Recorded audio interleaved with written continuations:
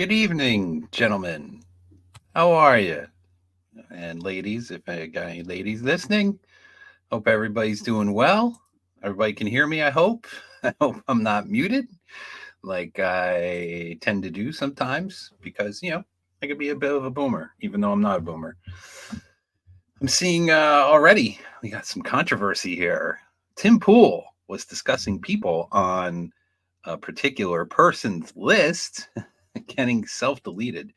And good old YT yanked it mid sentence and deleted it immediately. That's great. Was that live? Were they doing that live and got yanked while they were live? Oh man, you know the guy gets swatted. This year is going to be. Let me tell you, I think this year is going to be. If you thought 2020 was off the hook and man, I think 2024 it's going to be the Empire Strikes Back of the years. Let's just say that. I think it's going to be pretty fucked up. So anyway, I thought, I did some pretty my last stream was pretty heavy duty and I promised that I was going to do some light streams. I was pretty much away for most of December. I just didn't have the time to do any kind of live streaming, and I was on the road a lot. So, and that's kind of like what this little live stream is about. So, the other day, Pop did was it like New Year's resolution stream, like what you should do for the New Year's and all that. And one of the things that was mentioned was traveling and Pop and the little dwarf guy he has now and whatnot. They were kind of poo pooing it. They're like, you don't need to travel and everything. And that's fine and all if you were in the military and you got sent all around the world and all around the country. But for me, I kind of like traveling. I kind of like finding new places and traveling and seeing things and you can watch videos of places and people and things, but it's just quite not the same as being there in person, in my opinion. Other people could say, well, it's just not worth it to travel and whatnot. And I get that.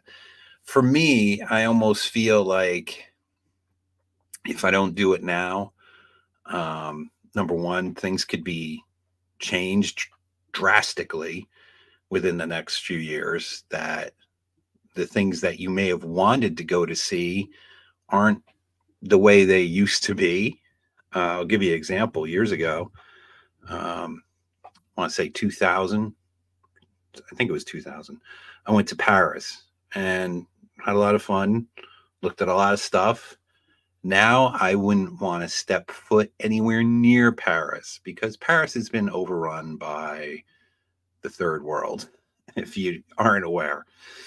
I used to like to go to San Francisco, and San Francisco, up until a couple weeks ago when Xi Jinping showed up, San Francisco turned into a complete shithole. I mean, there was, of course, shithole areas of San Francisco when I was visiting it, but I kind of like going around San Francisco. I like seeing all the different neighborhoods like Chinatown and um, all the different areas of San Francisco. But now I wouldn't want to go to San Francisco.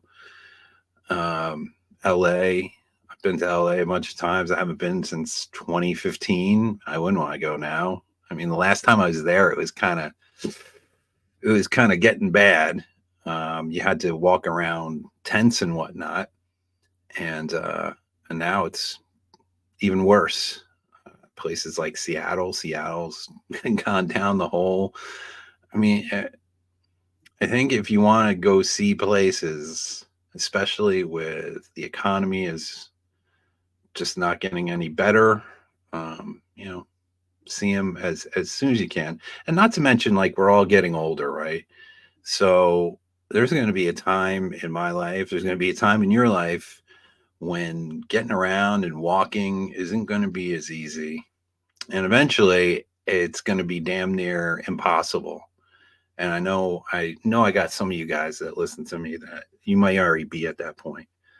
And I hope you got some traveling done when you were able to, because there's going to be a time in your life, like I said, when you can't, you don't have the mobility, and your memories are really going to carry you in a lot of those dark and lonely night times.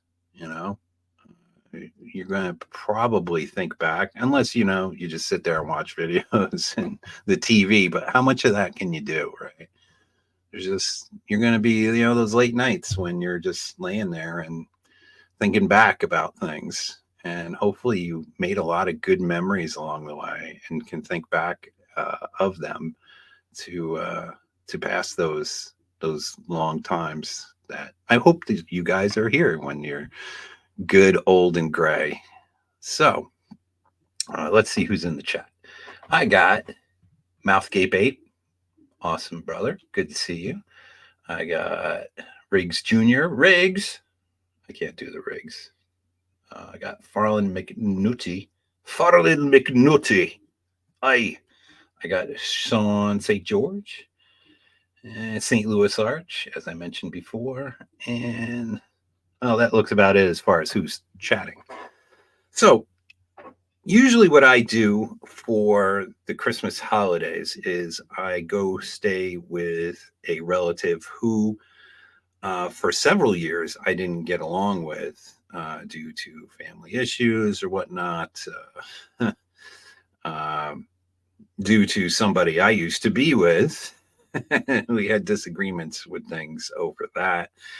And yeah, I let, things get in the way of family relationship. That is, your family's your family, good or bad. Hopefully, you all have good relationships with your family. If not, you may need to repair some relationships. I hope you eventually repair them, because it's good to be in good standing and in good communication with your family, because your friends, it's great to have friends and whatnot, but family is going to be there for your whole life. So in my case, I usually stay with a family member the end of December, from about halfway point, 15th, 16th, all the way to the end. But this year, they were getting friends, a whole bunch of friends in right at Christmas. So I didn't want to be there with a whole house full of people who I don't know, and partying and all that. I didn't want to do that. So what I ended up doing was I went and stayed with another family member for Christmas, which was a lot of fun because I never have stayed with them for Christmas. And I thought that was great. Did a lot of bonding there. And then right after Christmas, I took a trip that I've been wanting to take for a long time. Fortunately, through my work, I get to take a lot of trips. I've been to a lot of cities throughout the country. I also like taking road trips. I love doing road trips.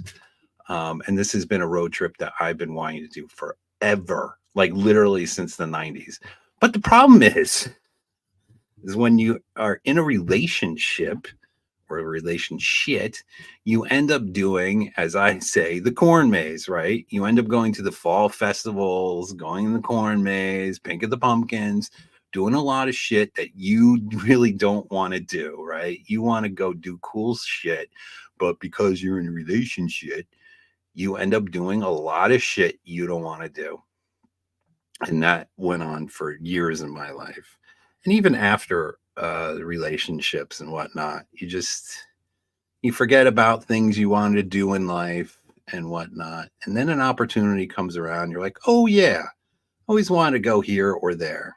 So if you can make it happen, I say make it happen. So this is one of those journeys that I took that was something that I've been wanting to do. I want to say literally since like the 90s, maybe mid 90s, but it was always pushed off. I always went some other place for vacation. you go somewhere tropical, you hang out by the pool. It's kind of like, okay. But, you get to a certain age. And I always say, once you get relationships and you stop playing that game, um, it's good to fulfill, to enlighten yourself, right? To make discoveries in this world, to enrich in your mind and to expand your mind and to stand in places that will just put you in awe. And the funny thing, there was a guy I met over my my travels, and we'll touch on him in a little bit. But we had briefly talked about like the other part of the manosphere where you got these guys who want to put you back onto the plantation. You know the guys I'm talking about. And uh that I remember when I was listening to those guys when I first got into this whole MGTOW manosphere thing, and they would have their panels. They were always talking about, you got to go to Vegas, and that's the real test. If you could walk down the streets of Vegas and you can go pick up chicks, and it was like all chick focused. It was all gambling, all chick focused. Their whole spiel on Vegas. And around that time, I happened to go to Vegas. It was work related. And what I ended up fucking doing was going to museums, and I went to the Grand Canyon, and it was a fucking awesome trip because I was fulfilling things that I'd never done in my life, like going to the Grand Canyon and seeing the awe-inspiring view of this earth and the things that this earth has to offer. We're very fortunate in this country, and I know we got people who may listen in other countries in the Western world. We're very fortunate to live in an open society where you can travel from one state to the other without having to cross borders and border checks, at least not right now. Um, and and you're able to just get in a car and go somewhere. I mean, when you think about it, how awesome is that, right? I mean, and think of all the things that we have in this country, right here in this country, that we can go and check out. Some very close to maybe where you live that are just wow, so cool. So I encourage you to get in your car, especially because gas is getting, at least it was pretty cheap when I was driving around. It was like I was seeing as low as like $2.50 something. How long has it been? And I know it's a whole big bullshit thing that they're like, oh look, we're lowering gas prices for you guys, vote for us again. Yeah, I get it. So, but hey, I'm taking advantage of those low gas prices, and I ended up. This is the cool thing about when you travel a lot, or at least I used to travel a lot, but I don't travel as much anymore for work. That is, you get signed up for all the different bonus things, like points for Hertz and Avis and Enterprise and all the different hotels, all their programs and all that shit, right? So I got a rental car. Uh, I have a travel portal for my work. So I signed up for a compact car, and I was immediately upgraded to an SUV. And then, which was like, it's like 3 times the amount, but they gave it to me at the compact car rate. And then when I go to pick up my car, they're going through their list. They're like, oh, we have a luxury SUV, and it's the same price that you got here for the compact if you want it. And I'm like, duh, yeah, of course. So I was driving a luxury SUV on this road trip. So that was pretty awesome. And I loaded on the mileage because I was driving everywhere. I think I put on a total of 3,500 miles over these past couple weeks. But I'm going to just talk about a small portion of that trip, which covers, let's see, 525 miles or so. So I'll put the map real quick up on here. Let's see. Hold on. I'm just seeing what some of you guys are saying. So you knocked off an item from your bucket list, BBB. I knocked off probably a couple actually on this trip. I knocked off. Let me see.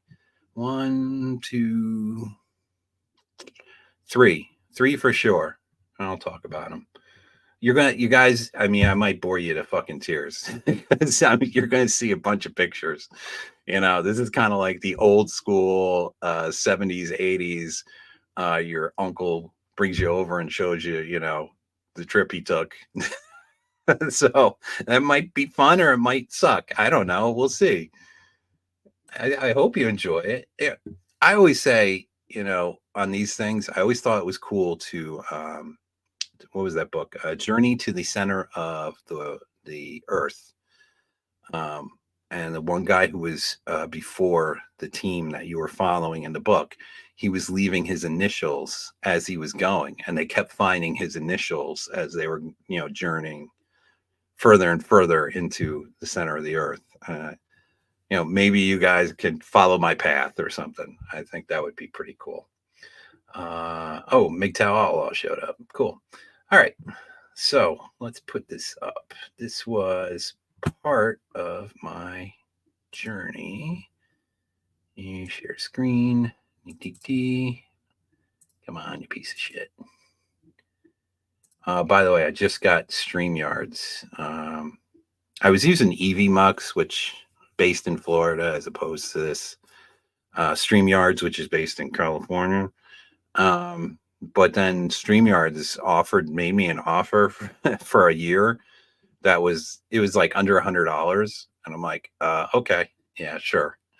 So I finally broke down and got the StreamYards for a year to try it out. But I'm a little me and StreamYards we're a little at odds because they would fucking throttle my live streams prior. But I was using the free version, so maybe with the paid version, this be a little better.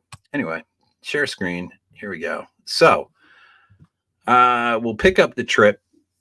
Now, I didn't start my entire trip here, but we'll pick up the trip from Nashville up through Bowling Green, Kentucky, up through Louisville, Kentucky.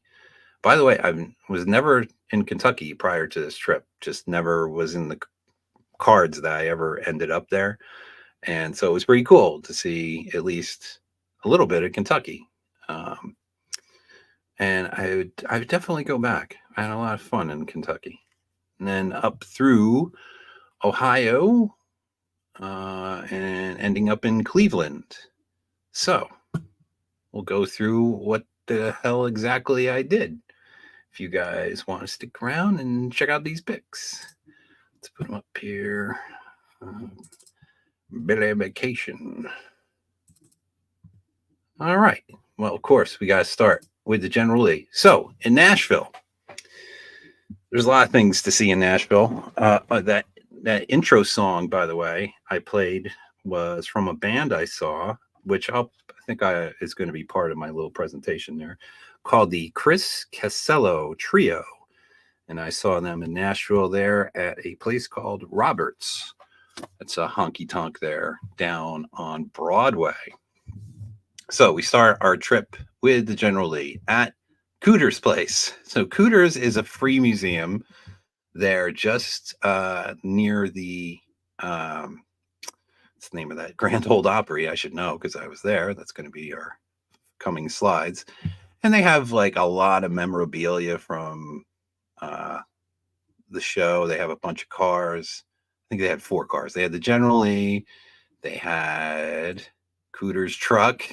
They had Daisy's Jeep.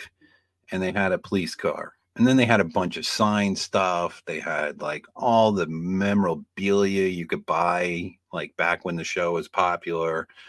And of course, they had a lot of shit that you could buy with the General Lee, and they rebel flags. They had rebel flags on everything. They haven't taken down the rebel flags there.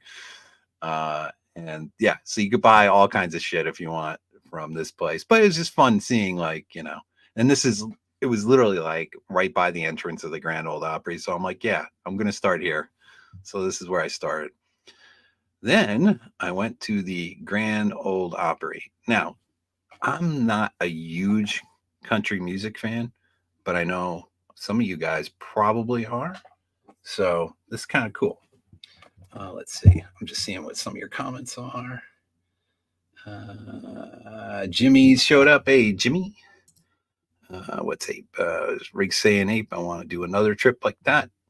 Okay, you guys are going to do a road trip. Cool. All right. Yeah. So the Grand Ole Opry. If you guys like country, well, this is like the place to go. They have you could take the tour of the whole thing, and I did that. I want to say it was like $30, something like that. You get to go backstage. You get to see a lot of cool shit.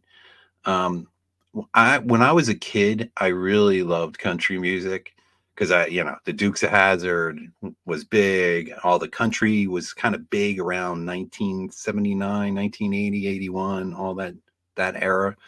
Was just really big at the time. So I was really into country, and of course, I got into rock and grunge and all that shit. But it's definitely well, the interesting thing is it's become very in that area has become very built up with there's like a mall right next to it, huge ginormous mall where they even have a Madame Tussauds wax figures you can go, I guess, take your picture with. I didn't go do any of that because that's just kind of, to me, it's a little tourist trappy. Not that the Cooters place isn't tourist trappy, but the whole mall thing. No, I'm not doing that. But if you want to go to the mall, they have this huge mall there. They have a huge hotel next to the Grand Ole Opry. I mean, I don't think I've seen a hotel so big in my life. I mean, it was ginormous.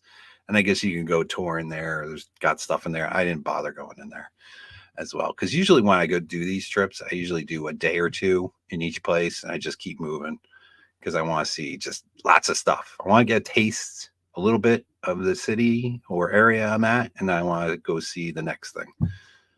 So this is outside the Grand Ole Opry, and we start inside. They give you a nice little presentation. Then they take you backstage. Now I thought this was cool. I talked about this in the Gilded. So this stage right here, this is in the back. You can't normally see this unless you go on this tour. This is where they filmed the TV show Hee Haw all those years. So like Roy Clark and all the Hee Haw girls, this is where it happened right here. And that's what it looked like back in the day. I think that's even Roy Clark in there somewhere, or I forget this guy. I think his name was Marty. But yeah, that's where they filmed Hee Haw, right on that stage. So it was kind of neat, like standing in a place that I remember as a kid being all enthralled. I like the Hee Haw girls, I'd admit. If you guys grew up in that era, you totally know what I'm talking about. So then they take you through, you get to see like all the dressing rooms. This is like where, big stars, they get ready for their show. And then they take you, you're seeing the backstage area where they get ready to perform. And then they take you out on the stage. And then this is what it looks like from the stage. It's almost like a church with the pews and whatnot. I thought it was pretty kind of cool. And then this spot is a pretty important spot. This is so country singers, if you're not familiar, country singers aspire to be in that circle right there, because that is a piece of the Ryman Theater stage. Now, the Ryman Theater was the original Grand Ole Opry well, not the original. It's like I think the second iteration, and that's in downtown Nashville. I didn't get to go to it because it was closed by the time I got there, and then I was leaving early, so I missed it. But see, that I can go next time, and that gives me something to see next time. It would be the original Ryman Theater. So this circle is from the original Ryman Theater stage. So all the country singers aspire to finally walk into that circle and perform at the Grand Ole Opry. It's a big, huge deal for country singers if you are familiar with any of this stuff. So this is what it looks like from way back. And the stage so little from here. And then, okay. So that was Grand Ole Opry. So then I went down into downtown Nashville. This is the Gibson headquarters. You can't take a factory tour of the Gibson, like where they build the guitars, but this is the next best thing, which is like it's a big, huge store, and they have so many goddamn guitars in every shade, every color, every series. If you're a guitar player, if Jeffrey, if you're watching, definitely you'd want to make a trip here because I've never seen so much delectable guitarage in my life. These guitars here, like each one's 20 grand. They like this Les Paul, this yellow Les Paul is a 1959, and the price tag on it was $20,000. And I picked it up. Why not? Just don't drop it, or I would have owed him 20 grand. And then yeah, that's like one of the signs. Oh, I thought the video would play. Well, so maybe it will. Did I put the video? No, I didn't put the video. Fuck. It's not playing the video. In any case, if you see the guitars in the background, all these guitars just constantly move. It's like a conveyor belt. I'll try to get the video to play. Anyway, so then I went to the Johnny Cash Museum. Johnny Cash is cool. I don't care what you think. Even if you're into rock or whatnot, he fucking rocked it. And this little museum in downtown Nashville was a really damn good museum. So if you find yourself in Nashville, go check out this museum. A lot to look at. I'll just give you a few pictures. I took a lot of pictures. They have like everything of Johnny Cash in here. This is the original lyrics to Folsom Prison Blues. I mean, that's handwritten by Johnny Cash in 1955. I mean, how cool is that? And they had they had a bunch of his guitars. This is just one of the guitars that there was there. You know, the Man in Black, you know, one of his outfits, one of his guitars, House of Cash. If you remember in the 90s when he kind of made a big comeback, he was in this coat. You could kind of see it in the background there, him wearing it. He was in a video wearing that coat, playing that guitar. It's kind of cool. They had this motorcycle there I thought was pretty awesome since I'm into motorcycles. And of course, they got a gift shop and everything. So you can get all the Johnny Cash merchandise to your heart's desire. I want to say this museum was like 20 something bucks, something like that. It was this. I like to go to museums that are worth the time, effort, and money. So I spent a couple bucks and I went to this museum. Very good, very thorough, lot to see. Took me about an hour to go through this one. Yeah, very good. So this is downtown Nashville. This is all the honky tonks. This is where you want to go to see all of the music. Now, you can think of Nashville as being just all country. Well, Nashville has changed over the years, and you can go and see all different kinds of music. Pretty much every single place I would walk down the street, put my ear up to the door of one place, listen a little bit, walk down to the next place, put my ear up, totally different music they were playing. And you could hear everything from rockabilly to country to metal to rock to just everything. Everything was playing. So if you find yourself in Nashville, you definitely have to go to Broadway. Some more sites of Broadway, more sites, downtown Nashville, more sites. I put in videos. I don't know why the videos aren't playing. Let me see if here we go. I can't hear it though. Not sure if you can hear it. But... So this is some of the music you'll hear. And of course, country, just some guys jamming out. And they don't even have a drummer at this place. He was just using something, foot pedal to give himself the rhythm. Could have sworn I put more videos in here though. Here we go. Now, this is another fucking place. And as you can hear, total fucking metal. Hopefully you guys can hear this. Let the bodies hit the floor. Right? I go from country music to total like jamming, and that's a real full size Cadillac hanging from the wall. So I thought that was pretty fucking badass. I guess the guy who created or used to own this place had this Cadillac he used to drive around in, and when he died, they stuck it up on the wall. So that was a pretty cool place. And then here's this rockabilly Chris Casello trio at Roberts jamming out. I really like rockabilly, so these guys were fucking awesome, and they just kept jamming and jamming and jamming. So let's see, did I catch any more music? Another. They're doing some like Southern country rock. Again, you just go from place to place. There's a couple of cities like this that I am aware of. Memphis, you can go from place to place to place. The Louisiana, New Orleans, you can go from place to place to place.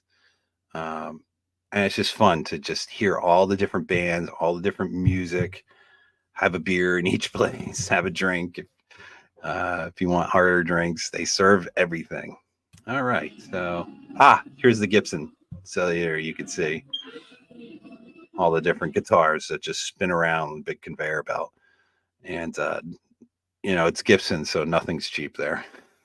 But you probably get a much better deal if you go to like Guitar Center or something like that. But it was cool to see all the different guitars. Let's see what you guys are saying.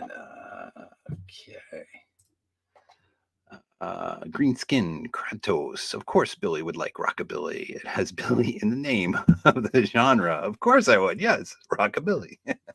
That's very true. I didn't think about it like that, but now that you brought that up, yeah. Let's see. McDowell, a big ass caddy. I love it. Yeah, that caddy it was all, it had like guns attached to it. It had, the cowhide and all these coins. A lot of coins in the bar. It was all full of coins. I guess the guy was a coin collector of some sort. Let's see what's going on. What else we guys talking about? A woman parked that car. Oh man. Oh boy. Probably. Downtown Nashville is now full of simps and soy and drunk retards. Well, yeah, there's a bunch of that shit too. You just gotta, I tend to just walk past all that shit. Don't even fucking pay attention to idiots stumbling around or homeless. They got a bit of a homeless problem, like all cities. You just fucking ignore them. Just keep moving. You'll get guys who be like, hey, can you help me? And just fucking don't even look. Keep moving, because you can't help the world, in my opinion, especially people like that. So let's see, what else you guys talking about? Have you been to the Wheels Through Time Museum? It's worth checking out. Where is the Wheels Through Time Museum? I mean, it sounds familiar to me. Tell me where it is. I might have been there. Let me know where it is. Let's see. Did I hear Billy say next year he'll be renting a bus and taking us all on cross country? No, I don't think you heard that. No, I think you're imagining that. Definitely imagining that. Let's see. What else? Something about 20 grand. You guys are talking about 20 grand here. Billy, did you show off your hammer photos? We'll get to him. Okay. I think I'm pretty caught up to what you guys are talking about. Yeah, I think you guys. Yeah, just put in Maggie Valley, North Carolina. No. Okay, I have not been to that. Been to a lot of places in North Carolina. I've been to Petty Garage. That was pretty fucking damn sweet. Down there in Shell Cross, I think it's called, North Carolina. Let's see, where else was I in North Carolina? I know I went somewhere else in one of the good old NASCAR guys. Can't remember though. at this point. I'd have to go through my pictures. I got pictures of so many pictures going back years of different things. But no, I haven't been to that Wheels of Time. I will put it on the list for sure. Next time, I'll have to look it up, see where it is. Usually, I tend to end up on the west side of North Carolina. I've never done the Outer Banks, so that's a trip I want to take one day. So if it's on that side, I'll definitely fit it into my trip. All right, what was the best? Oh, Billy, what was the best dinner or food you ate on the trip? The best I had was at in Nashville. It was pulled pork. No, pulled. Not pulled. The fuck you call it? The beef. The beef. Why can't I think of what the fuck it was? The barbecue, but they call it something. And I'm just having a blank moment right now, having a boomer moment where they make the beef brisket. Fuck, why couldn't I think of that? It was really good. Now, as far as some of the other shit that I ate, which probably gave me a couple more pounds that I really didn't want, but I don't normally eat this kind of stuff. So it was interesting. I stopped at different places that either I've never eaten at, or I just don't have them by me and I never tried them. So one was Bob Evans. I see they sell like stuff in the supermarket, Bob Evans, like mashed potatoes and whatnot. And it was pretty good, Bob Evans. And they were very nice there. Where else did I go? Fuck, what was the name of that place? Started with a P. Fuck, it'll come to me. The green and white place. And very similar to Bob Evans, I thought. It was very close. I went to the Waffle House. I was joking about it in the Gilded, of course, with Jimmy with his waffle fascination, and so I took a picture of a Waffle House I passed, and then the guys were saying, "Oh, it's pretty good." So I was like, "All right, I'll go try the Waffle House." I haven't eaten in the Waffle House since like 1991. So I tried the Waffle House. It wasn't bad. Yeah, I had. I can't even remember what I had. I think it was hash browns. I remember the hash browns are pretty good. Let me see. Perkins. That was the name of the other place I went to. That's like Bob Evans. Perkins. Yeah, it was like Perkins was like Bob Evans. And that was about as far as like places you guys can. Oh, and Cracker Barrel. I never went to Cracker Barrel before. That's where me and Hammer we had breakfast. I'll talk about that in a little bit, but because there's some funny stories on at least one funny story at the Cracker Barrel that happened. But I'll get to that. All right. Let's see what else. Perkins. Yes. Calliope Perkins. Yeah. Bob. Yes. So I had the mac and cheese at Bob Evans. It was pretty good. I had fried chicken, the mac and cheese. It was like a platter. And I think mashed potatoes. I think were on there. Maybe I can't. It's all kind of squished together. I can't quite remember it all, but I remember I did have the mac and cheese. It was pretty damn good. Beef brisket, yes, beef brisket. Let's see. So Waffle House has the best fights. Yeah, they did. So I was a little concerned, to be honest, when I went to the Waffle House. I was like, is this going to be, am I going to get into a fight? What's going to happen? But yeah, nothing. Some people tried paying with a gift card that wasn't going through. That was about the only thing weird that was happening at the Waffle House. But that's, probably a normal day there. It's probably a stolen gift card. Let's see.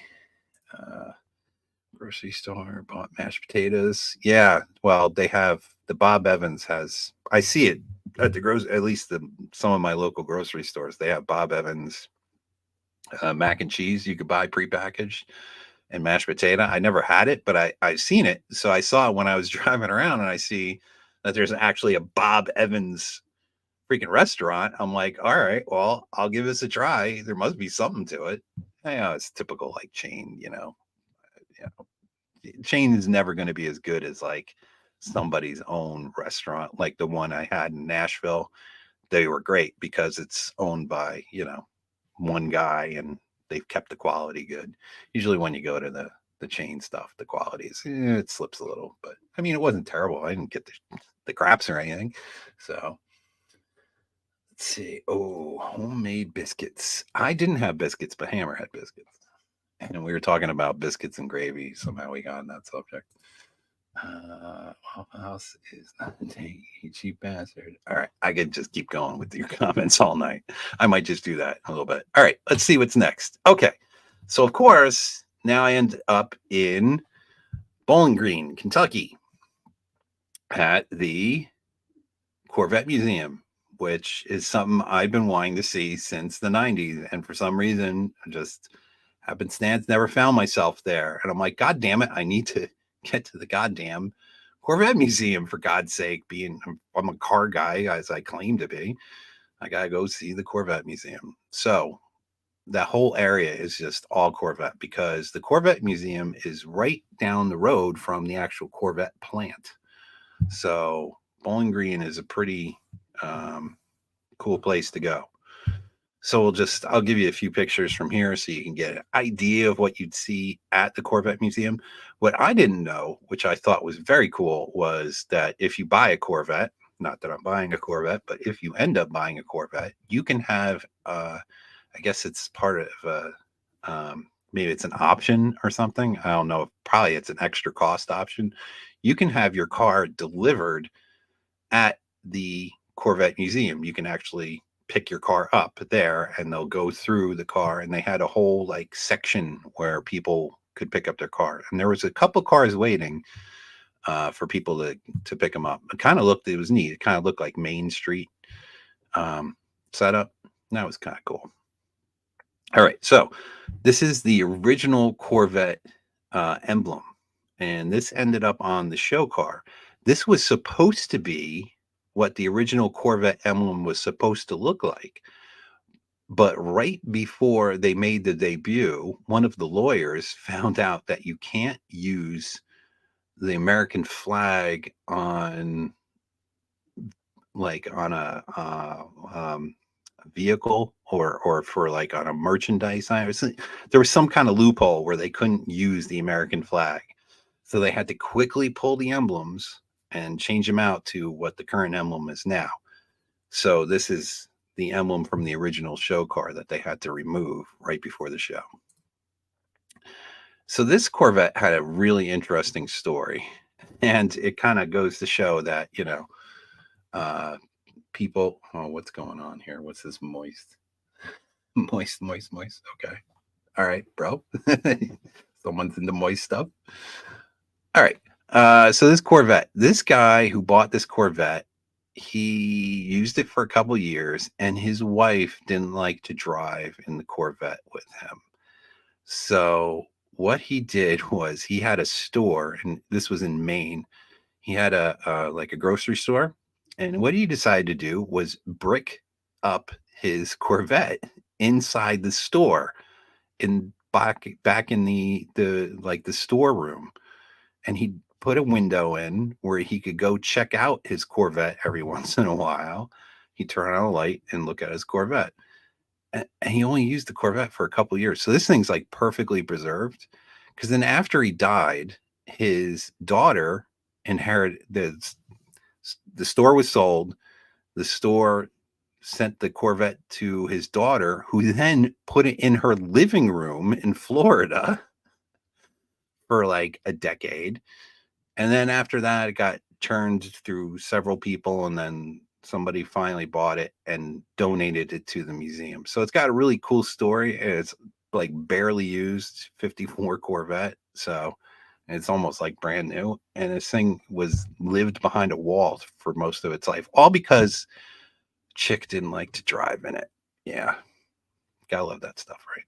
But as a bonus to the rest of the world, we get to see a perfectly preserved Corvette. This is a 66, lovely year, lovely car. 427, big buck. What is this? Oh, 65. I should know that. 65, big buck. 396. although there was a 427 car there. I think this red one was a 427 car. This 67, here we go. 67. I think they had the 66 back there. Yeah. Lovely cars. I remember when you can get those for like, I mean, they were still pretty expensive in the 90s. I want to say they were like 25 grand in the 90s. I remember them being. We should have bought one. But yeah, now you can't touch them for, especially the big block cars. You can't touch them for like under $70,000 on up. 71 LS6, beautiful car, side pipes. What a beautiful car. They drive like shit though. They look nice, but they're coffins. I thought this was neat, a little diorama of what it looked like when the cars were built in St. Louis. Up until 81, they were built in St. Louis, or 82. And then they had to shut the factory down because it was outdated, and they moved the production to Bowling Green, which the factory that they use now used to be a Chrysler plant at one time. I thought that was interesting. I had no idea that's why they ended up in Kentucky. Some racing Corvettes. Had a big racing Corvette display. Cool stuff. 63 split window. Another racing Corvette. This was a Zorro designed car. If you know anything about Corvettes, Zorro, kind of big name in Corvette. New one. I'm on the fence on the new ones, to be honest. I mean, they're kind of cool. I don't know. I think this is actually, is this the new one? Yeah, I think this is the newer ones. Or this may be the prior generation, just before the new ones. I don't know. I haven't kept up with these cars, to be honest. 83 Corvette. It's the only one in existence. They built like 10 of them, 10 or 12, and they all got sent to the crusher except this one. So this was like a pre-production where they were testing out things. Because 83, they didn't have any Corvettes because, number one, they were changing over from St. Louis to Bowling Green. So they were changing over the production lines and whatnot. And they were changing over the body style from the Coke bottle to the 80s style that everybody knows and loves, and some loathe, as they are kind of known as the, Italian forget about it kind of car. That's what I view this generation of Corvettes. I mean, they're kind of, you can get one cheap if you want a Corvette. You can get one of these generations kind of on the cheap right now, at least. I think they're going to start probably going up. I kind of noticed they're going up, but yeah, Corvette bicycle. I just saw this comment. Yeah, there was a where was it? Where is that Corvette bicycle? Did I not get a picture of it? Yeah, they had a Corvette bicycle. I thought I might have taken a picture of it, but it might not be in this. Probably not in this stuff.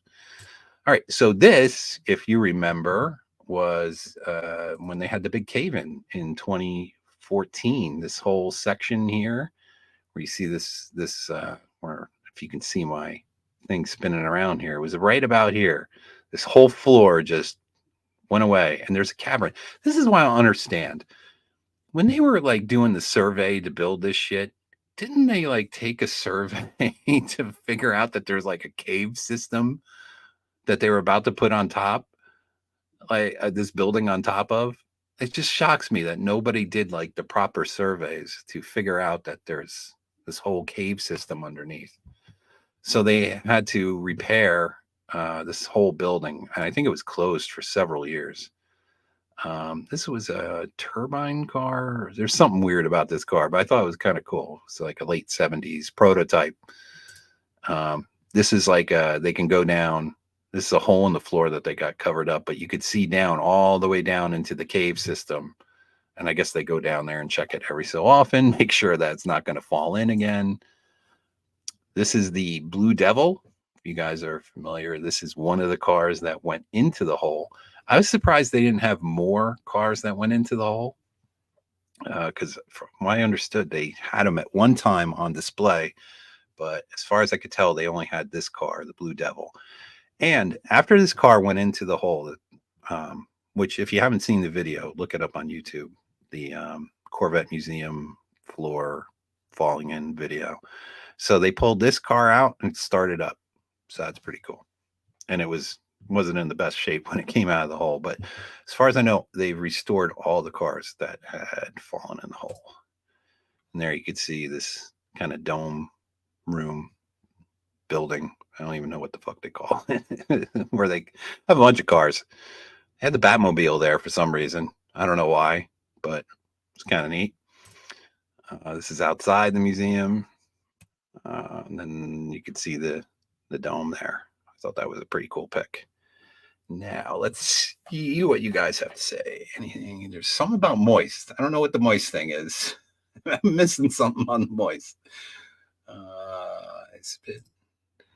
I spit fight you for Viper. You spit. I don't know what's going on. What is this moist stuff? Somebody needs to explain the moist stuff to me. Today's Corvettes are not so bad, but the tube glue is expensive. Yeah, they're all held together with glue and a hope. And the newest gens of Corvettes look like a dollar store Ferrari. Yeah, I kind of see that too. Yeah, it's kind of like they're trying to do a Ferrari thing, but it's not quite. It's a little too angular for my liking. I liked the generation after the 80s Vet. It still had the pop-up headlights. So from 97, I think, to 2004, I thought that was a pretty decent era. And then even the one after it, 2005 up to 2009 or 10 or whatever, had exposed headlights, but it still was looking pretty badass. And then they started just doing all these weird things. I don't know. I kind of got out of them. So then, right across the street, literally right across the street from the Corvette Museum, there is it's like half museum, half auto sales place. It's like this guy's personal collection, but you could buy anything in there, most anything. He had more cars on display in this museum slash his own collection than the entire Corvette museum. And it was a wide swath of all different kinds of cars. So I kind of really liked going in here and checking it out.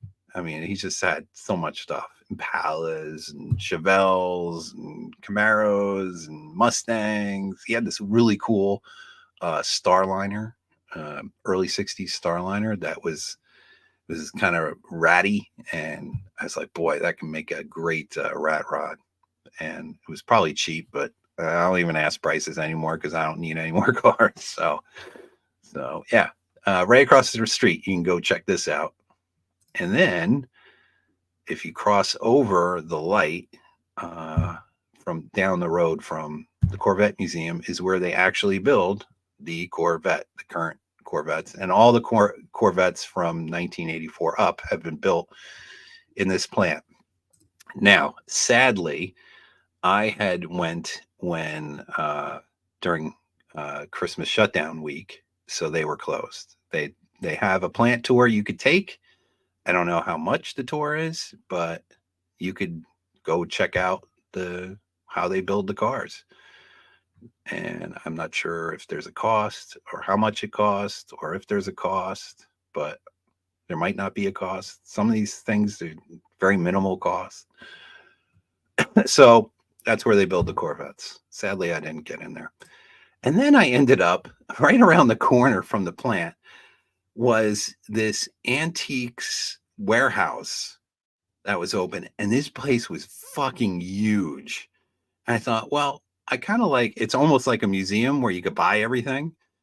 And since I'm by where the Corvettes are, there might have some cool car stuff, which they did in some of the booths. And it's like individual people selling stuff, but there weren't people in every single booth. I guess it's like a consortium where you can go rent a booth, set up your shit, put tags on it and sell it. It's like a big garage sale. So believe it or not, I spent like an hour just walking through there looking at all the crap. I actually found a book that I've been looking for like the last couple of years. So it wasn't totally a wash to go see it. And plus you get to see all kinds of weird shit. It's almost like a museum. And because it's kind of a store, they don't charge you anything. So that's another bonus. I always think it's fun going walking around to those things. See what you guys are talking about real quick. Yeah, Ford Starliner. Yeah, it's pretty cool. Do. You know, change, walk, recycling center. All right. Okay. Then took a little drive up. So from Nashville to Bowling Green is about an hour and 10 minutes. Then from Bowling Green to Louisville is about an hour and a half. And I ended up seeing this guy. and and we had a lot of fun. Let me tell you. Let me tell you something. I've met people in my life. One in particular stands out, and I'll be vague about it because I don't want to get a lawsuit. And this guy is billed as like he has a whole. I mean, it's been exposed now that he's a total asshole.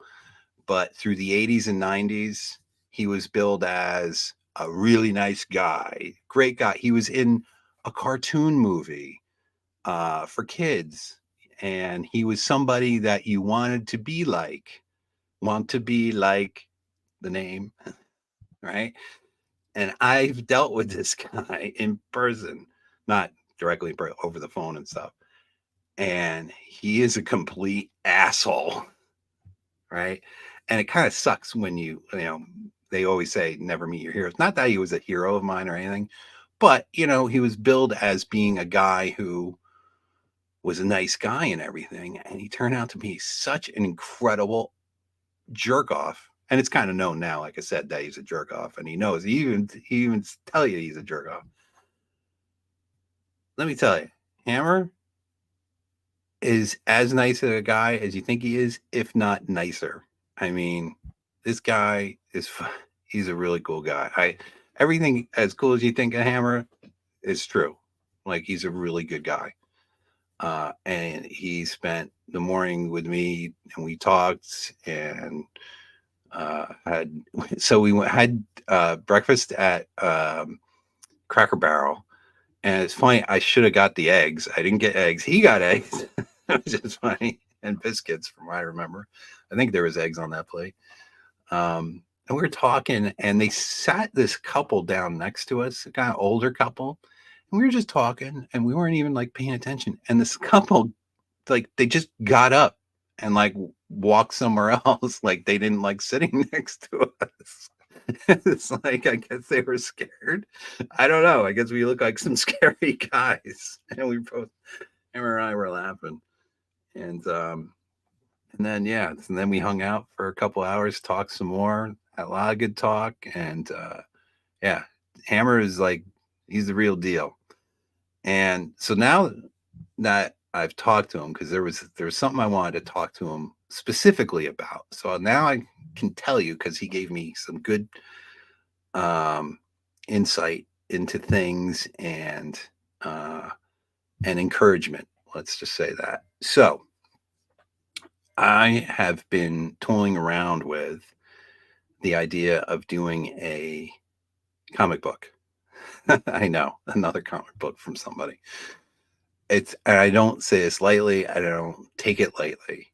And I wanted to make sure that my story is solid, that my art is, good enough to proceed with doing such a thing. Because as Hammer will tell you, as he does quite often, it is kind of a big deal and, a lot of time to do something like a comic book. And he looked at my stuff, listened to my story, and he believes that it's good enough. So I'm going to proceed on with doing a comic book, or at least trying to get one put together on my own. All my own art, all my story. I'm doing the whole thing all on my own. So this might take longer than Hammer's comic to get together. But so I'll be working on that and look for announcements on that later down the road. I was thinking maybe I'll do it this year. Maybe I can get it out this year. I don't know. I'll really try, but I'm kind of in the beginning stages of this stuff. So, because my idea originally was to do a like a animated movie. But if I did that, I would never get it out, especially doing it on my own. It would take me a lifetime. So baby steps. Um, Comic books, I loved them as a kid. I used to look at them when I was a kid, and then you get older and you kind of forget about them. Um, the whole thing with the comic movies and superheroes and all that is kind of to me is and it had its place. I think it's been to me it's been just bastardized. Especially, I don't know if you watched Hammer's video today about what's happening with Star Wars, and there's this woman who's going to tell you how bad you are as a man, and she wants you to be uncomfortable as you watch the next Star Wars movie that's coming out. That's going to be about Rey because they need to have female heroes, as though you don't know what one of those is or haven't seen one of those before.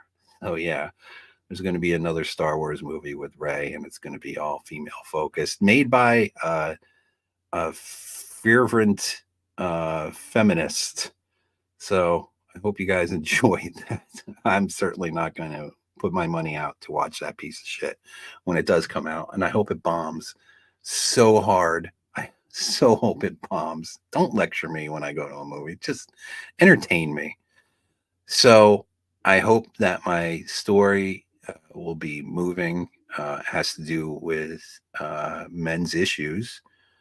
It's not going to be superhero focused at all, although we're each superheroes inside when you think about it. So it's going to be a man overcoming great odds to get something done and to move lives and the earth to get it done.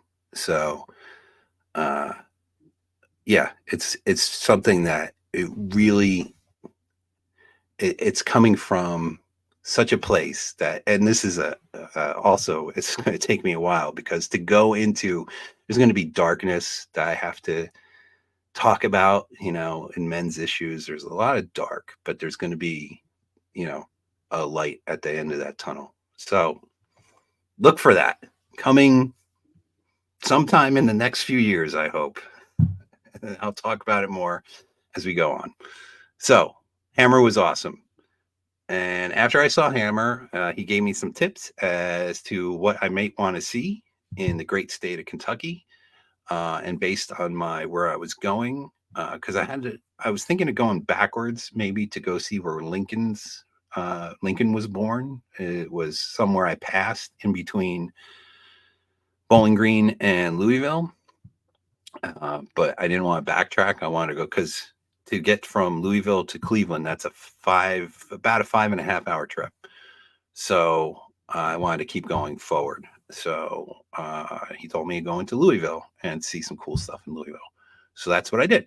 I went to Hillerich and Bradsby Company, which you might know as the Louisville Slugger bat. You could go take a full factory tour and see how bats are made, which is kind of cool. I like to see how shit's made, right? Why not?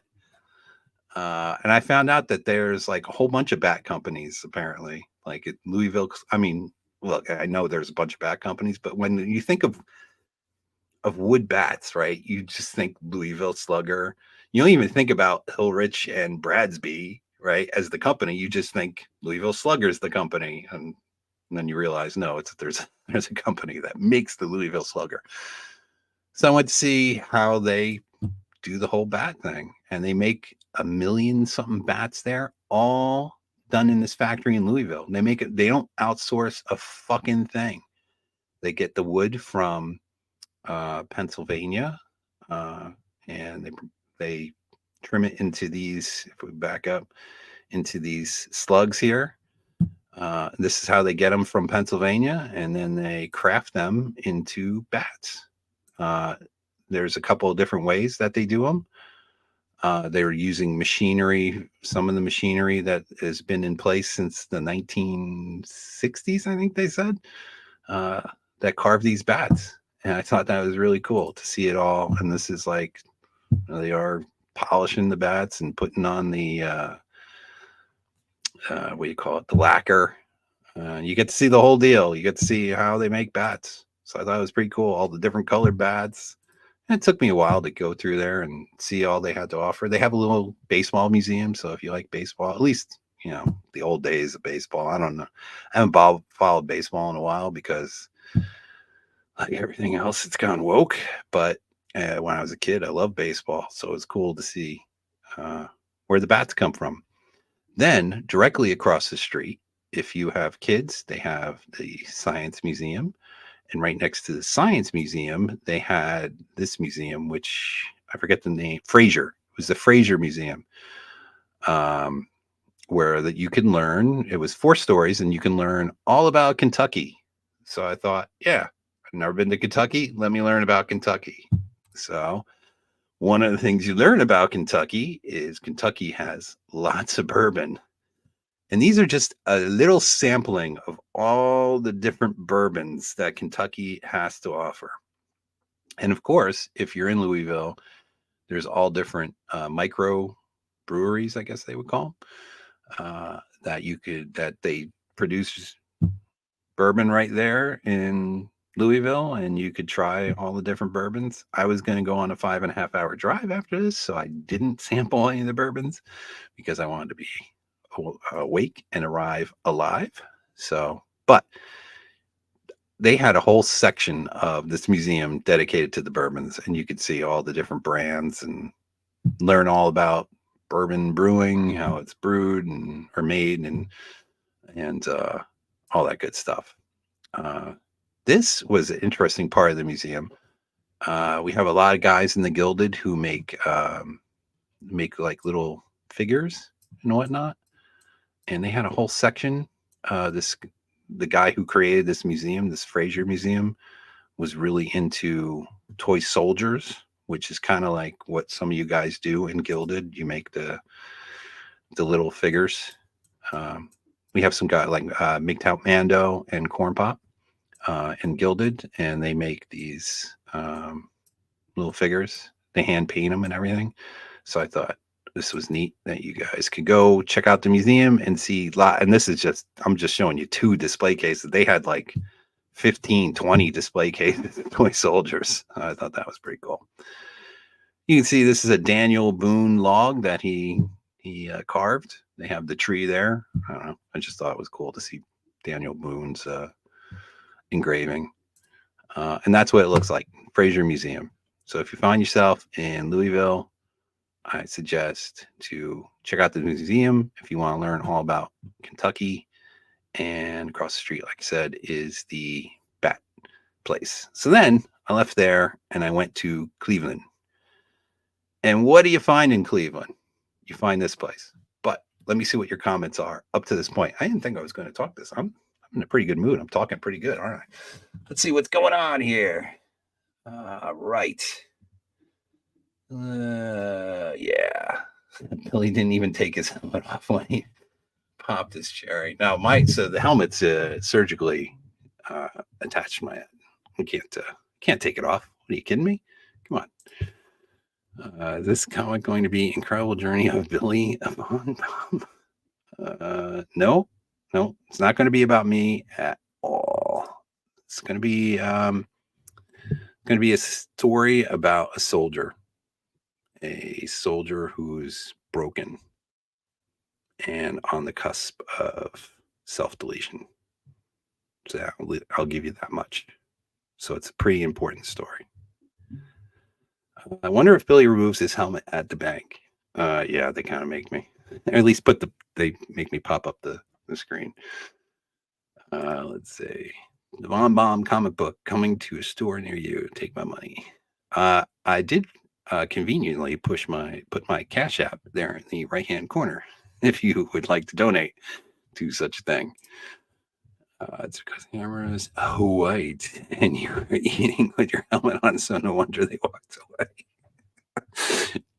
Yeah, I don't know. It was so weird. Like we weren't even paying attention, and then all of a sudden, like we look over and they're like getting up and leaving. I'm like, dude, was it something? Like, What did we say? I guess I don't know. Like I said, we're scary, I guess. Yeah, be the helmet Billy. Yeah, might be empty card. Yeah, I fucking banged my hand on the counter, thinking that I didn't order eggs. Damn it! Should order eggs. Missed opportunity. Well, next time I go find myself in Louisville, I'll order eggs. Uh, Hammer, nice. Yeah, Hammer is nice. He's a nice dude, man. I wouldn't want to piss. Let me tell you, he's a big dude. No, I wouldn't want to piss him off. He's a big dude. Did you do okay? Let's see. I know I'm kind of skimming past some of these comments, even though I know a lot of them are good. Rest too strong. All right. I think. Oh yeah, yeah. Ralphie's house. Yeah.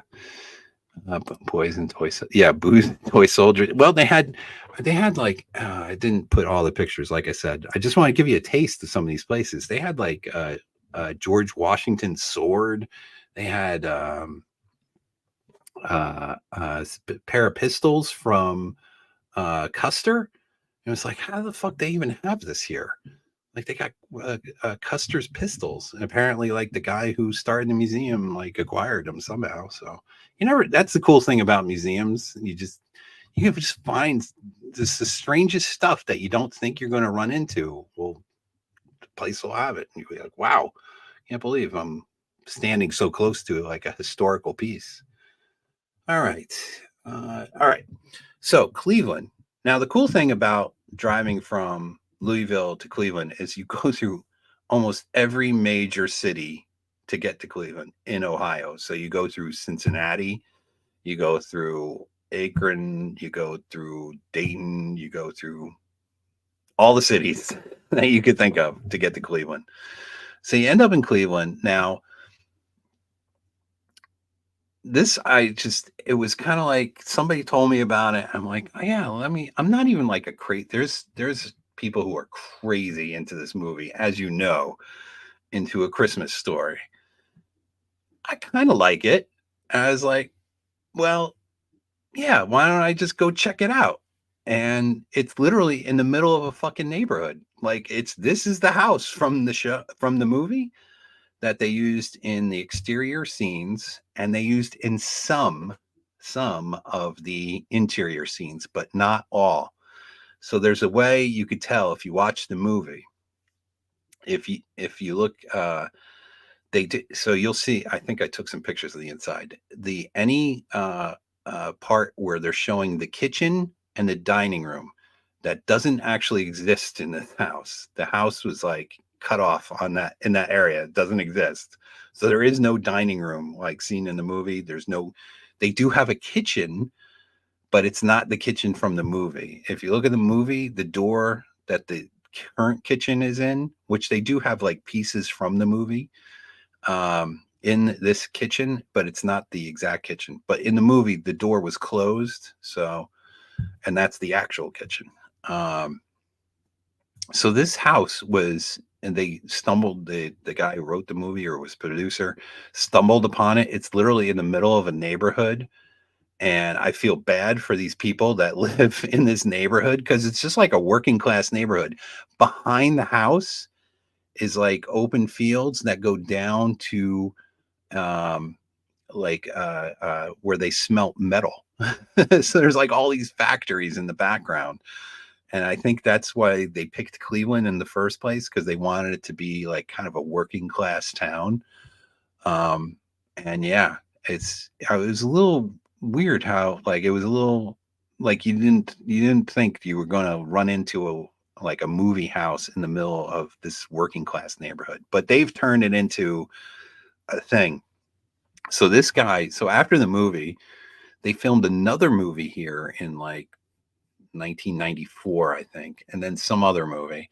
And then it was just sold, people didn't like the Christmas Story wasn't like as big a deal as it is now. They weren't playing the movie 24 hours a day on TBS or whatever channel it is they're playing it on now. But it's become a thing now. So the guy who bought this house bought it in like the early 2000s for, I want to say, $100,000, which, when you think about how much money this place is generating, I mean, every tour is full, and they have a huge gift shop, which, so they bought other houses in the neighborhood.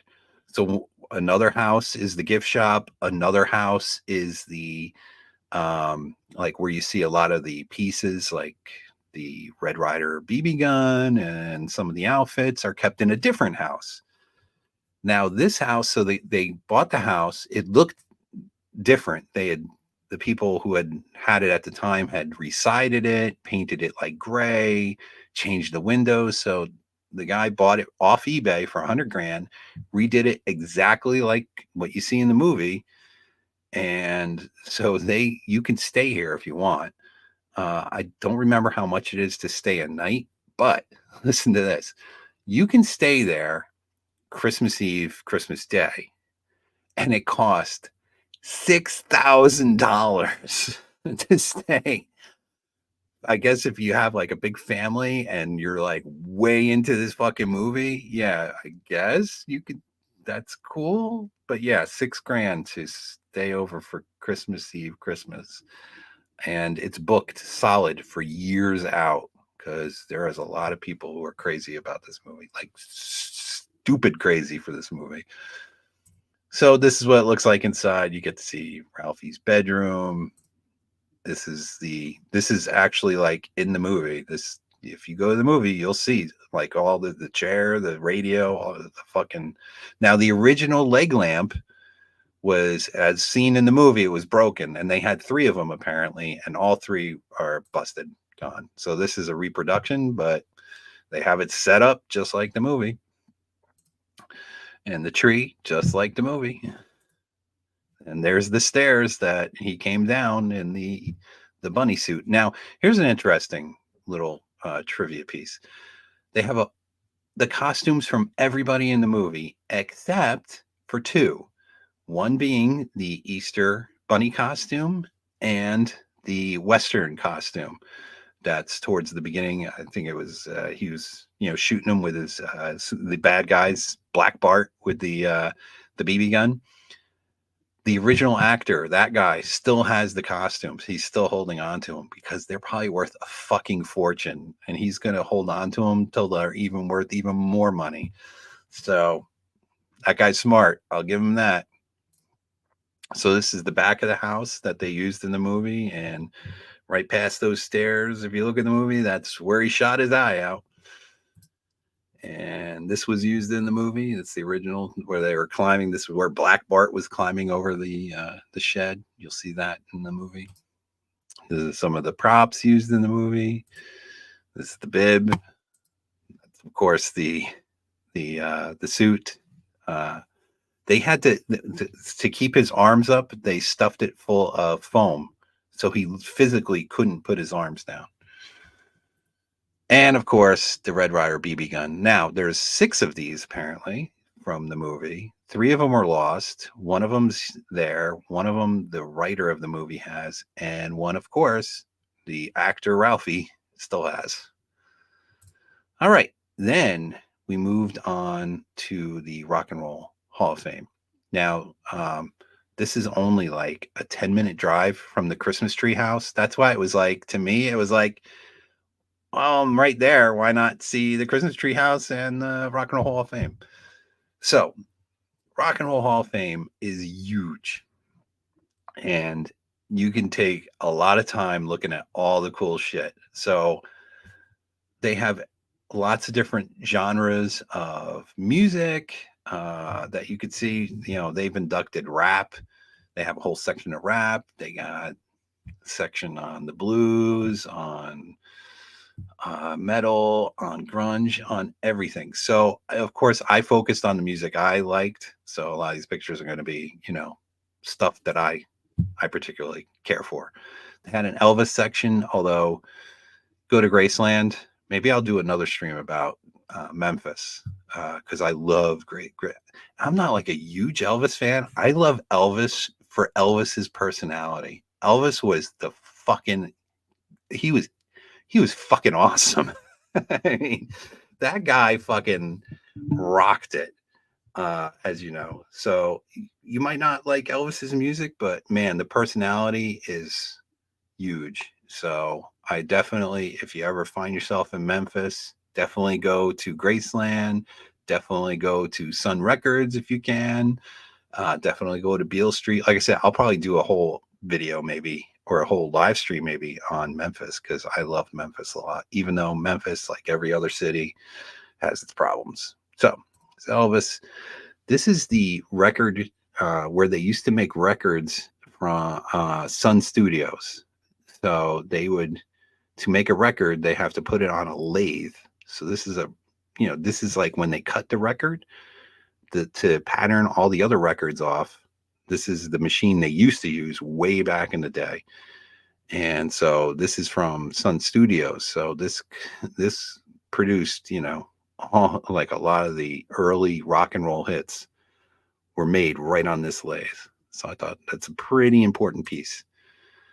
Original blue suede shoes that the song is about. Dimebag Darrell's guitar, one of them. This is Cliff Burton's bass. You'll see Cliff Burton, if you're into Metallica, playing this bass in a lot of early shit. And that's his original Rickenbacker bass. I thought that was pretty cool.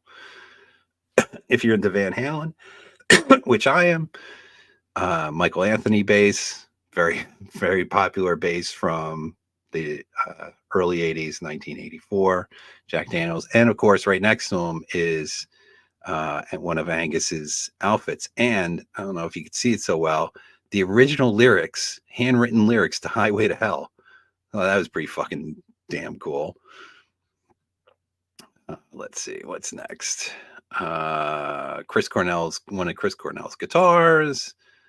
If you like Alice in Chains, these were the little claymation puppets used in one of the videos from the 90s. Thought that was kind of neat. If you know the Rolling Stones, you'll know this outfit from the early 80s. Mick was running around in this gay looking thing, but it's a very famous outfit. Jimi Hendrix guitar. They had a bunch of Hendrix guitar. I love Hendrix. This is a very famous flying V. If you know anything about Hendrix, you'll see him playing this. This is hand painted guitar he played in a lot of concerts. They had a whole Beatles section. I guess they highlight different bands and performers in different times of the year, or maybe for a year or whatnot. And this year is the Beatles, so they had a whole bunch of Beatles stuff, which is kind of cool if you like the Beatles. They had a lot of instruments, pianos, guitars, original handwritten lyrics. I'll be the first to tell you that John Lennon was a complete asshole and abusive asshole to boot, who used to beat his wife and treated his first son like a piece of shit. But he made some good music, in my opinion. So this is Metallica, James Hetfield and Kirk Hamlett's guitars. This is a very famous George Harrison guitar, very famous guitar of his. He plays this on a lot of songs, like While My Guitar Gently Weeps. He played on this guitar. Very famous guitar. Another one of John Lennon's guitars. I thought this was just funny. Chris Rock's hat. I don't know. This made me laugh. Devo's outfit. If you were a kid of the late 70s, early 80s, you know this outfit very well because you wanted to whip it real good. Yeah. Jeff Beck's they had two of his guitars. What I was surprised about is they didn't have some guys who you would expect to have. They didn't have guitars. They didn't have any of Eric Clapton's guitars. They didn't have any Pete Townsend guitars, which I was surprised. I guess, I don't know, those guys didn't donate to him or whatnot, but yeah. I had this Pink Floyd, some stuff from the Wall concert, those big blow-ups that they used to do back in the day. Thought that was kind of neat. Of course, the Michael Jackson Thriller outfit That's the original one. They also had his original moon walking shoes and that blue outfit that he wore during the original moonwalk. But yeah, that's the original jacket he wore in the video that Hammer plays every week during his stream. This was more. I just took this picture for Rhino because it's a whole. This is Steve Vai's guitar, but it's a whole one with a whole bunch, and this is like from the '80s, and it's a bunch of stickers, skateboarding stickers, since Rhino's getting into skateboarding. So I figured I'd show him the stickered guitar. This, of course, is Kurt Cobain's guitars, his famous Mustang, and a Stratocaster that he broke apart. Of course, this is Now, this isn't the original Frankenstrat, sorry, but it's as close to the original as you can get because they did a reproduction from Fender, did a reproduction of one, and Eddie actually played this guitar at one point, from what I remember. But it's as exact as you can get. I don't know where the original one is, to be honest. Probably in Eddie's collection. Some of the sound equipment, of course, these are also repops, but authorized by Eddie. Because if you are aware of any of the history, this Bumblebee guitar, the black with yellow striped guitar, is actually buried with Dimebag Darrell. And Dimebag Darrell is buried in a Kiss coffin. I don't know if you know some of that stuff, but if you don't, now you know. This was a Roger Daltrey guitar, Roger Daltrey microphone they used to spin around. And that was the only thing they had of the Who. I was a little disappointed that they didn't have more stuff from the Who. All right. So when you leave the Rock and Roll Hall of Fame, across the parking lot, it's kind of a weird parking area. They're like, it's not like a parking lot right outside. It's kind of like off down this way and that way. This was a submarine that you can go take a tour of. That's not part of the Rock and Roll Hall Museum. It just happens to be there. I think it's probably been there. I think they said it's been there longer than the Rock and Roll Hall of Fame. So I was like, yeah, why not? I'll go check this out. I think it was like $20. See, now I don't mind donating to like museums and stuff like this because I figured it's kind of like a pay it forward kind of thing, because somebody paid prior to me getting there for that thing to be maintained and for me to go see it. So now I paid for somebody down the road to go, for them to be able to maintain it and keep it there, and them to be able to see it. That's the way I view things as far as museums go. So this is a World War II era museum, or submarine that saw lots of action in the Pacific. And it almost got sunk a couple times. It's a deck gun. The cool thing about this deck gun, you see these handles here, you can actually, like, they still worked. I was like raising the gun up and down. I was sitting like turning the gun this way and that way. I was like, cool, let's go find something to shoot. That's another deck gun off the back. This I thought was interesting. This is like a pod that so if the submarine gets sunk, they raise these pods up that basically says submarine sunk here. Because that's what it looks like. So I guess if they get hit by something, these automatically get raised so that they can find the sub again. Just, I don't know. I thought it was interesting. So this is now inside the submarine. Some of the torpedo tubes they carried. I think they said they carried 9 forward torpedoes, and I think they said 8 in the rear. Anyway, so these old subs with these torpedoes, they actually had crew who slept on top of and next to the torpedoes. I'll show you what that looks like in a sec. This is looking down one of the torpedo tubes. So this is, you can see the torpedoes here, and you can see the cots. So they have cots all down the rows of torpedoes. So guys would be sleeping on top of torpedoes, next to torpedoes. I don't think they were sleeping under the torpedoes, but yeah. How would you like to sleep with a big old torpedo under you? big old loaded up thing that could kill you like that. But if you're getting hit with one, if you're getting depth charged and one of those things go off, you're pretty much dying instantly. This is one officers' quarters. Everything's so tight. You got to be a little guy to be on a submarine, and I'm sure you got to be of certain mental substance to be able to deal with being under the water for. I think they would go under the water for a couple weeks at a time. It's crazy. This is the con room. They had it lit up.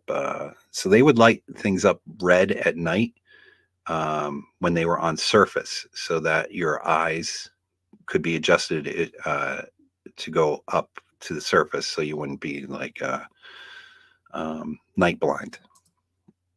This is where they would eat, where they would watch movies, where they hang out, play games, read. That's the whole space right there. That's all they would get as far as their recreation area. Some more. These are rear bunks. Just such close proximity to. I don't know how these guys did it. Hats off to them that they can be under the water in these little tubes and on the cusp of dying all the time with ships hunting them, planes hunting them, all that. So these are the rear torpedo tubes. They didn't have any torpedoes though for them, but so if you know submarines, they have forward torpedoes and aft torpedoes. So you can fire off the front is where you really want to fire them. The back is more of a defense. All right, that's just the gangway going up. Yeah, that's a Cleveland sign with the Rock and Roll Hall of Fame in the background and the city of Cleveland. Where I didn't feel I didn't feel like it was dangerous. I know a lot of cities, you could feel like, oh, it's kind of sketchy. I thought it was kind of quiet in Cleveland. This is just ship because Cleveland's right on the lake there. So they have a lot. This ship is, so Cleveland is a big, it still is, steel producing town. So a ship like this would bring in like iron ore to be then turned into steel. And this is a very similar ship to the Edmund Fitzgerald. These are the kind of ships that would run on the Great Lakes from, 1940s, 30s, 40s, all the way up till current day. So then I took a walk up to I guess it was the city capitol or city, whatever, municipal building. They had this big free stamp. Really wasn't worth the walk, to be honest. That's the city building. And then I came back to get a night picture of the Rock and Roll Hall of Fame. Had to wait about 10 minutes to get this shot because everybody and their mother was just sitting out there taking selfies and posing and all that good stuff. So it's the unfortunate thing that people do these days is they gotta, guys like to take pictures of things. Women like to take pictures of themselves in front of things. So there you go. I think that's it. I think that's everything. Oh, of course. So I like to stay at 3-star hotels when I go do these things or motels. Usually I use like either I'll use my work portal or I'll use like Expedia or Travelocity or any one of those sites to get the best deals. I've stayed in 4 or 5-star hotels for work and everything, and they're all great and all, but the thing about those hotels are they never give you breakfast. But at the 3-star hotels, you can, a lot of times they'll give you a continental breakfast, which includes waffles, which they have these machines, which are so goddamn convenient and so nice. Of course, you can turn into a big fat pig if you're on the road all the time and eating this shit all the time. But every once in a while, it's nice to have a nice little waffle made on one of these little machines. And I enjoyed my mornings waking up to eating waffles every day. I thought I'd share that with you guys. And I see Jimmy is talking about The fellow man of culture as well. We all know waffles as far superior to pancakes. Yeah. Well, I think a lot of people, when they think about traveling and they think about like hotels and think about cities and all these kind of things, I think, well, it's expensive, number one. Number two, they think like hotels are going to cost a fortune, which of course they can, depending on where you go. And they think, well, cities and places can be dangerous. So I'll tell you this. As far as cost, this whole trip, this part of the trip, I'll say, cost, I want to say it was under $1,200, all told. Car, hotels, everything, gas, all food. It's about 1,200 bucks. Um, Hotels, I would do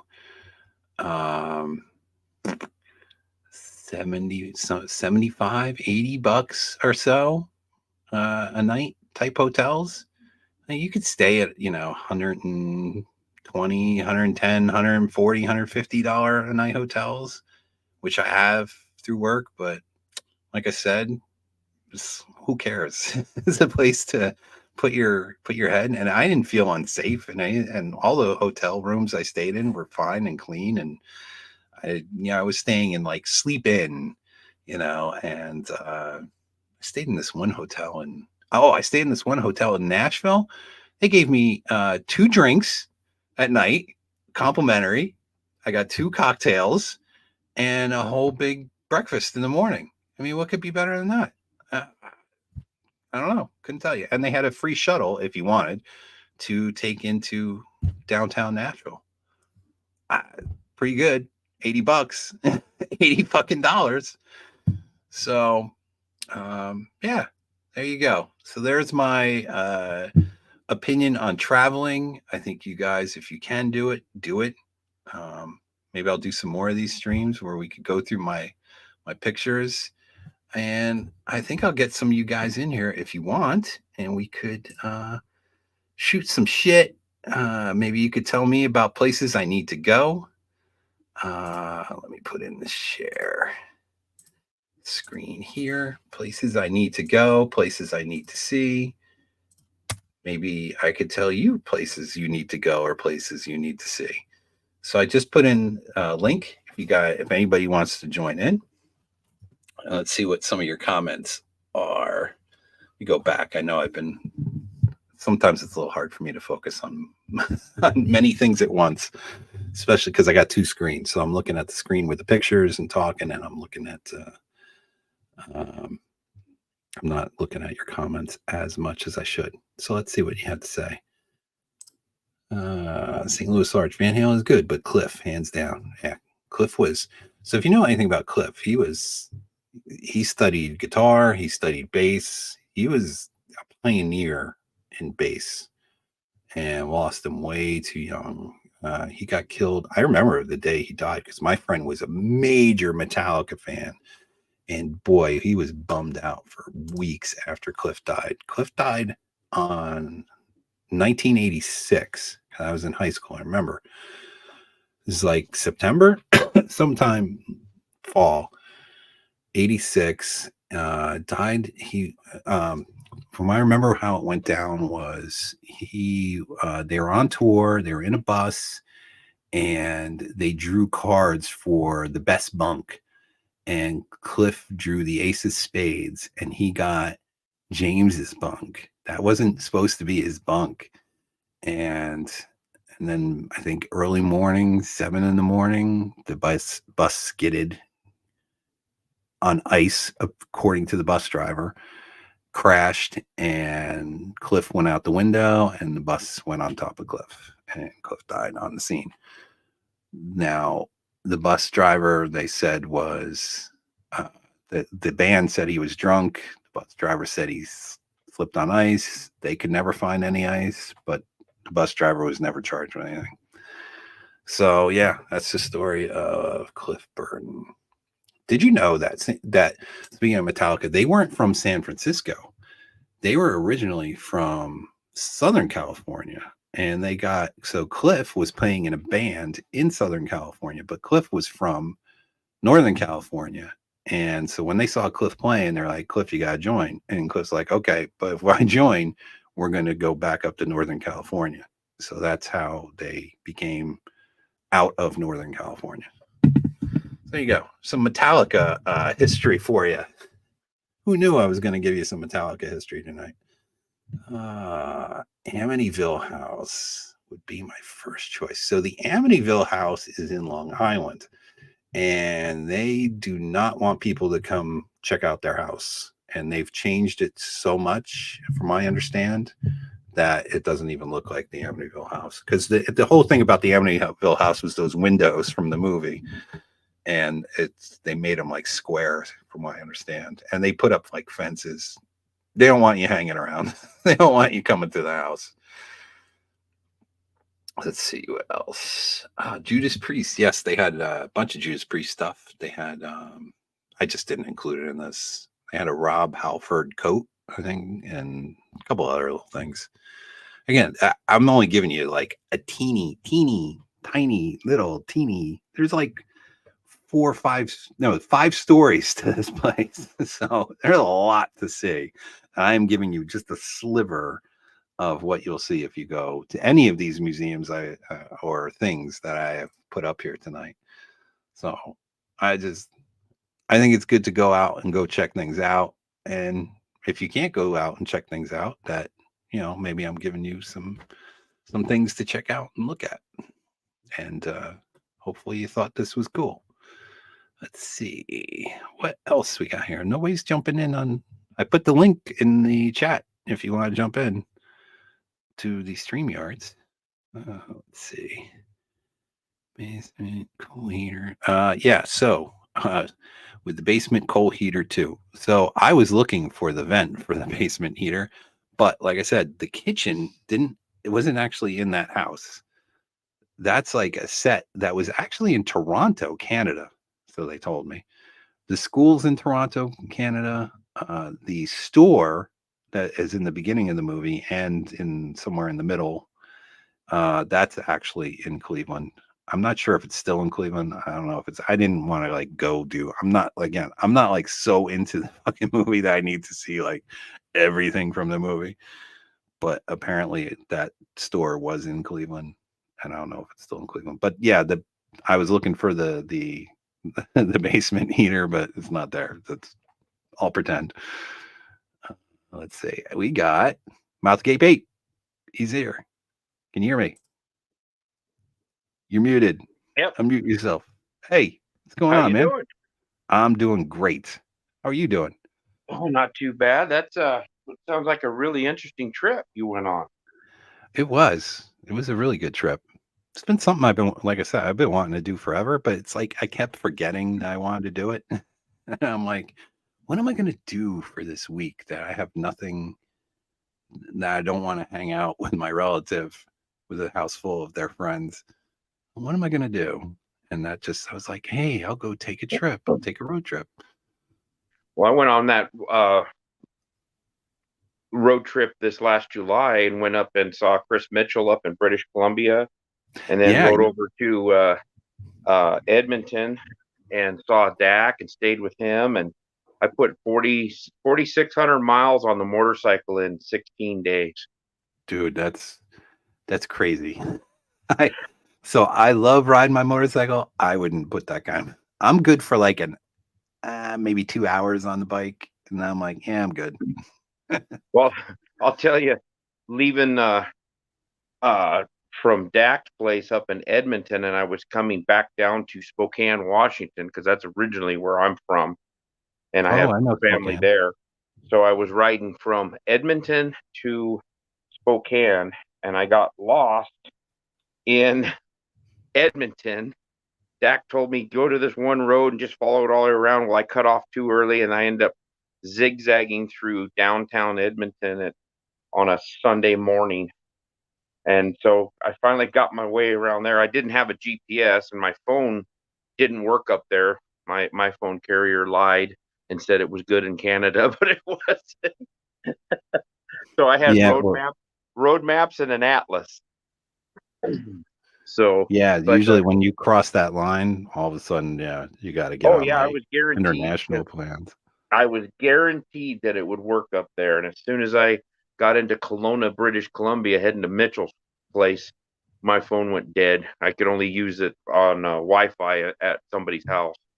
So, but yeah, I was riding back from Dak's place, and I got lost a couple times. Got lost out of Calgary. I finally found my way to a highway that I could see on a map, and it was 13 hours 670 miles, and it was 95 to 100 degrees all the way. I was like, oh, Oh, well, thank that's the God you're on long. a bike because then you're cooled off for to a Yeah, degree. it was a hot trip because I had full gear on. Oof. So, but it was Yeah. fun. It was something that I've always, I wanted to do because, like you said, you never know. You never know what's going to happen. Oh yeah. Yeah. So, if I could Yeah. only do it once, at least I did it once. It was a great time. I'm glad you did that. That's pretty cool. Again, I couldn't do that. And I'm like, I don't want to say I'm a hardcore biker because hardcore bikers, they do what you're doing, but you know, I like I say I'm good for like 2 hours or so, and I'm like, yeah, I'm good. I Yeah, have enough I bike was time so for me. sore and got off that bike. And when I finally got back home, I parked the bike, and I haven't been on the bike since last Exactly. July. That's the problem. Yeah, yep. But it Hey, was we got fun. I recommend it. Have you ever went out to the west side of the states, like western Montana, northern oh yeah. Idaho, Yeah. Washington? So Yeah. my dad's whole side of my family is from Montana, and so several years ago, so my dad's buried in the East. He didn't want to be buried in the East, but my mom thought different.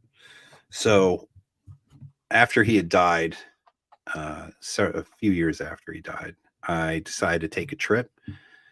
I started in Seattle, and here's an interesting thing about where you're from, which for some reason always makes me go blank whenever I think of the name of the town. So Spokane.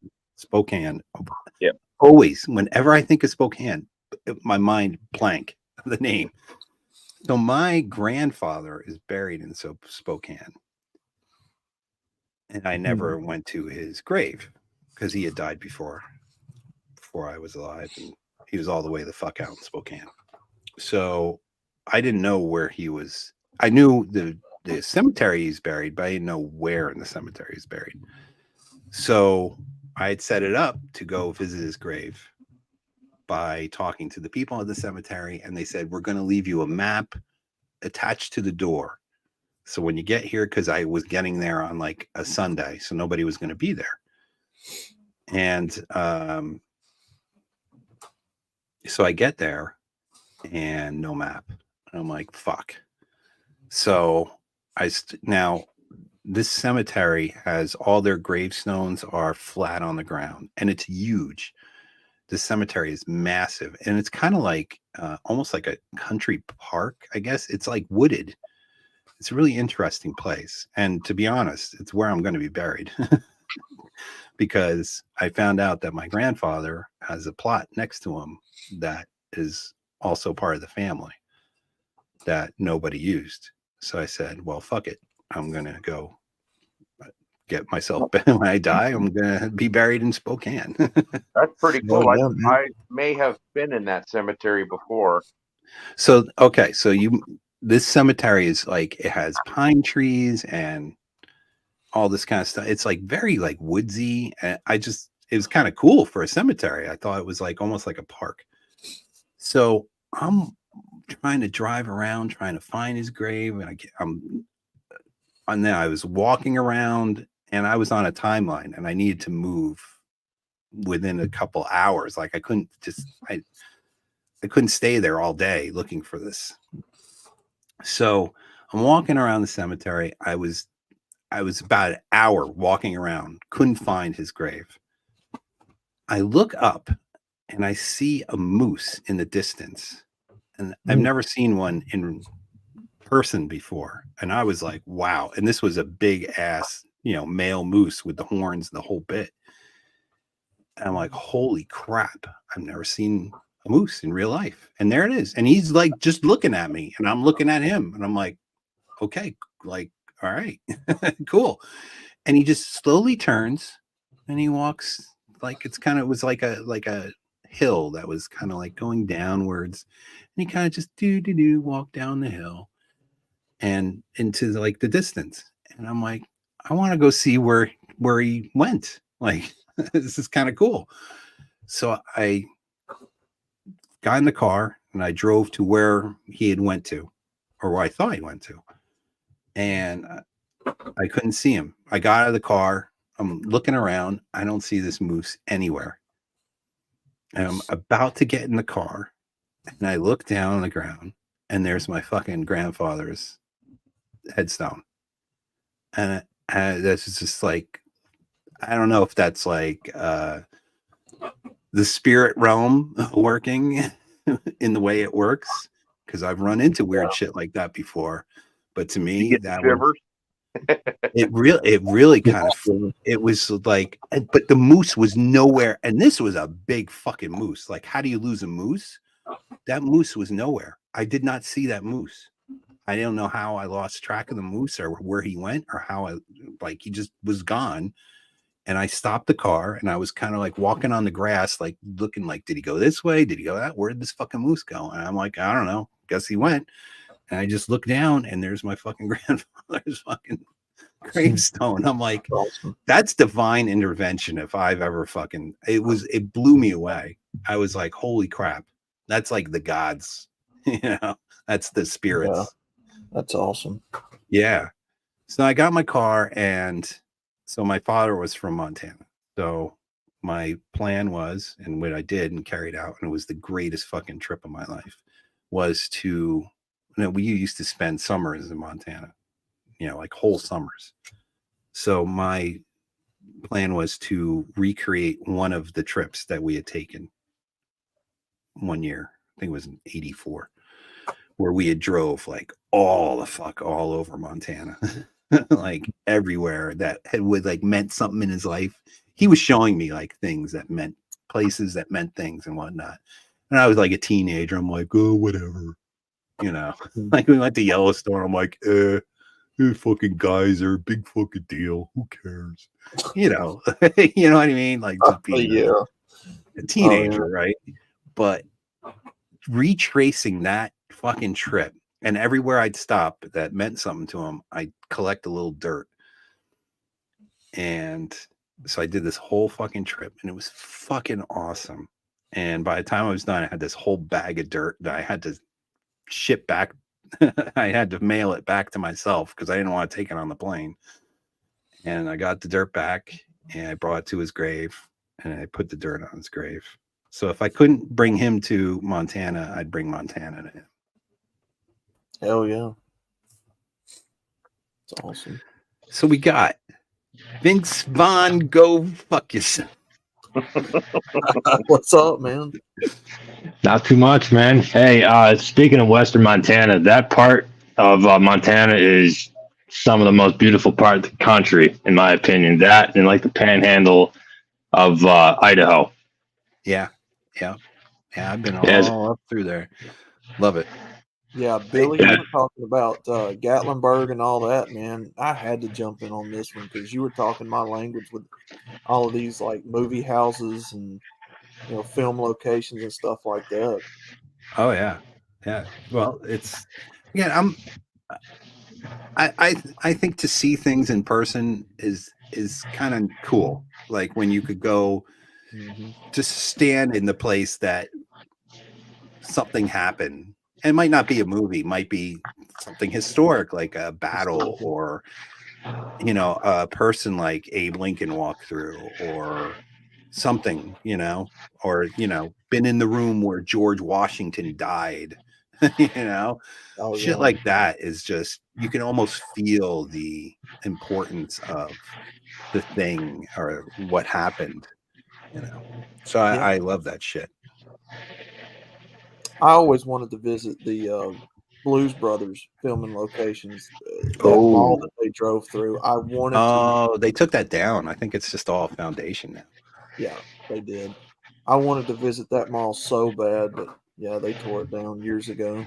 Yeah, I think it was abandoned for several years too before they took it down. But Hey, yeah, Billy, That you.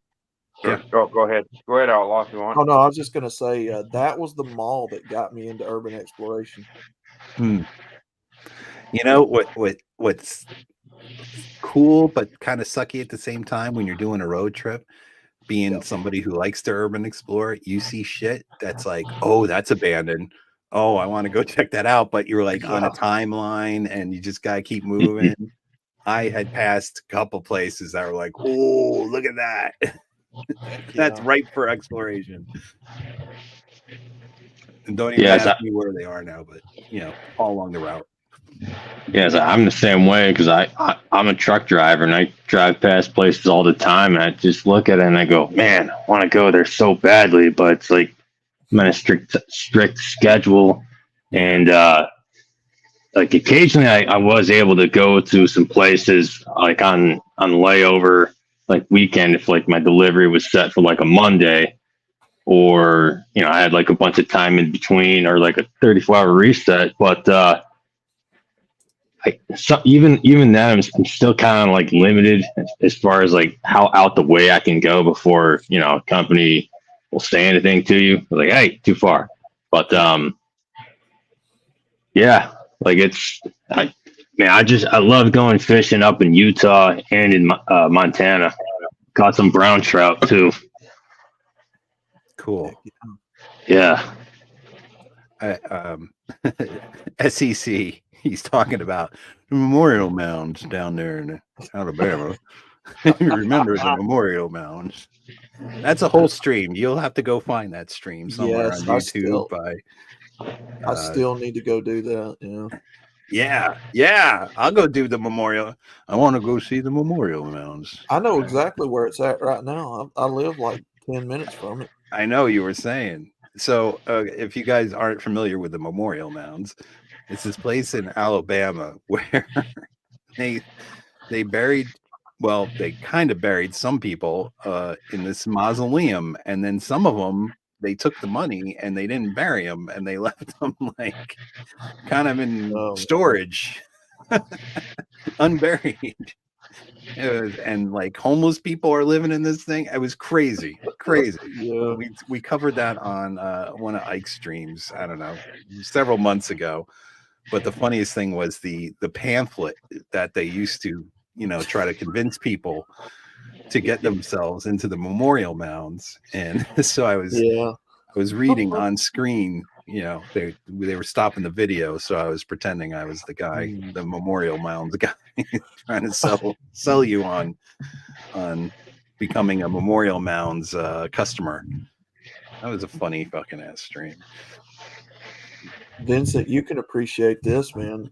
One of my lifelong dreams is to go visit the Smokey and the Bandit filming locations out in Georgia. Oh yeah. Oh man. Yeah, that would be a good one. I've got to go do that at least once before I pass. That movie was my childhood, man. Oh yeah, for sure. John St. George has come on to the stream. How are you, sir? Hello there. What's up, Sean? Doing all right. What's up, Sean? Hanging out, finally getting off work, taking care of things, catching the tail end of the stream. Cool. Heck yeah. Did you enjoy it? I did, because you got to see a bunch of the country I've never seen before. Cool. Well, I'm glad I could share it with you. Maybe someday you'll go that way. Maybe you'll follow my route. Maybe. The last time I did a long trip like that was to move from Fort Stewart, Georgia to Fort Wainwright, and I moved myself. So that was like 5,000 miles across, was it did kind of like a diagonal shot up to the Dakotas, straight up, and then in Canada just kept going west. So that's part of the country, believe it or not. I've been all over the fucking country, but I have not been straight up the middle. So I haven't been to Nebraska, so I have to see Jimmy. I haven't been to South Dakota, North Dakota. And the funny thing is, if you know anybody from Montana, they talk about the South Dakotans like they're a bunch of idiots. It's just something they do. I don't know. It's like one of those things. Hey, Billy. Yeah. I'm an hour away from Jimmy. There you go. We'll have to. Maybe I'll have to. Maybe my next trip will have to be Nebraska. Yeah, I was gonna say, going up to like Deadwood and Lead where the old gold mines were, and Lead Deadwood up in South Dakota. They've got some pretty cool stuff, but there's a lot of touristy stuff like the saloon number 8s there where old Wild Bill got popped, and they do have they used to have a Hollywood museum there that would have outfits, and clothing and stuff like that for different movies. But yeah, that's a pretty area up there by Rushmore, Mount Rushmore, and everything. I'm about 120 miles from Rapid City, so I can go up to Mount Rushmore and everything, and it's pretty easy. Yeah, I haven't. I hear Mount Rushmore is a little underwhelming, but like that's okay. I'm okay with that.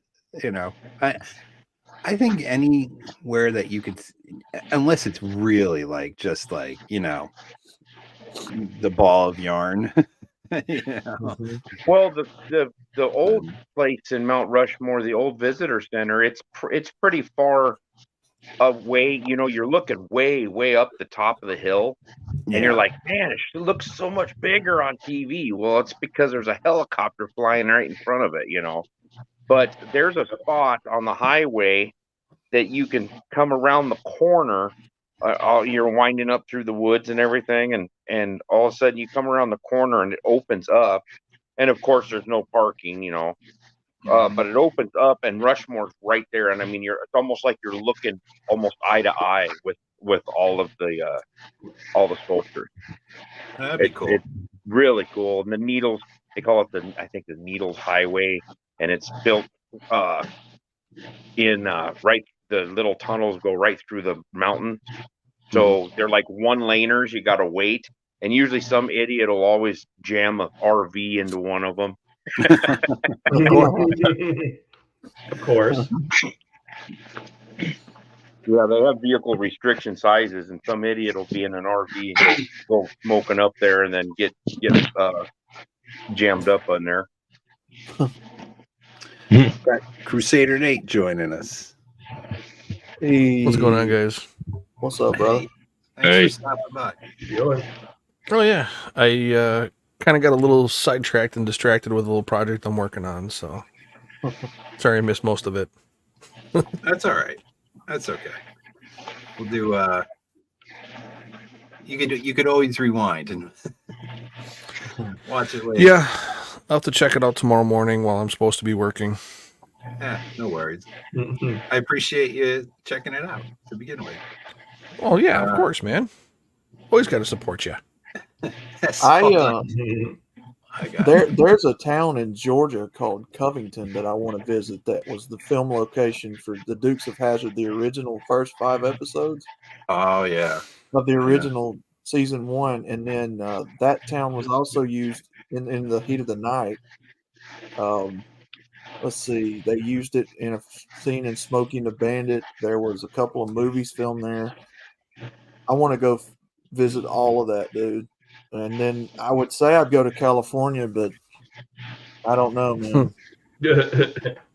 California has, yeah, it's really kind of gone down the shithole. I mean, it was already on the shit, since like the 80s, but it's really in the dump now. Even some of the rural towns are declining as well.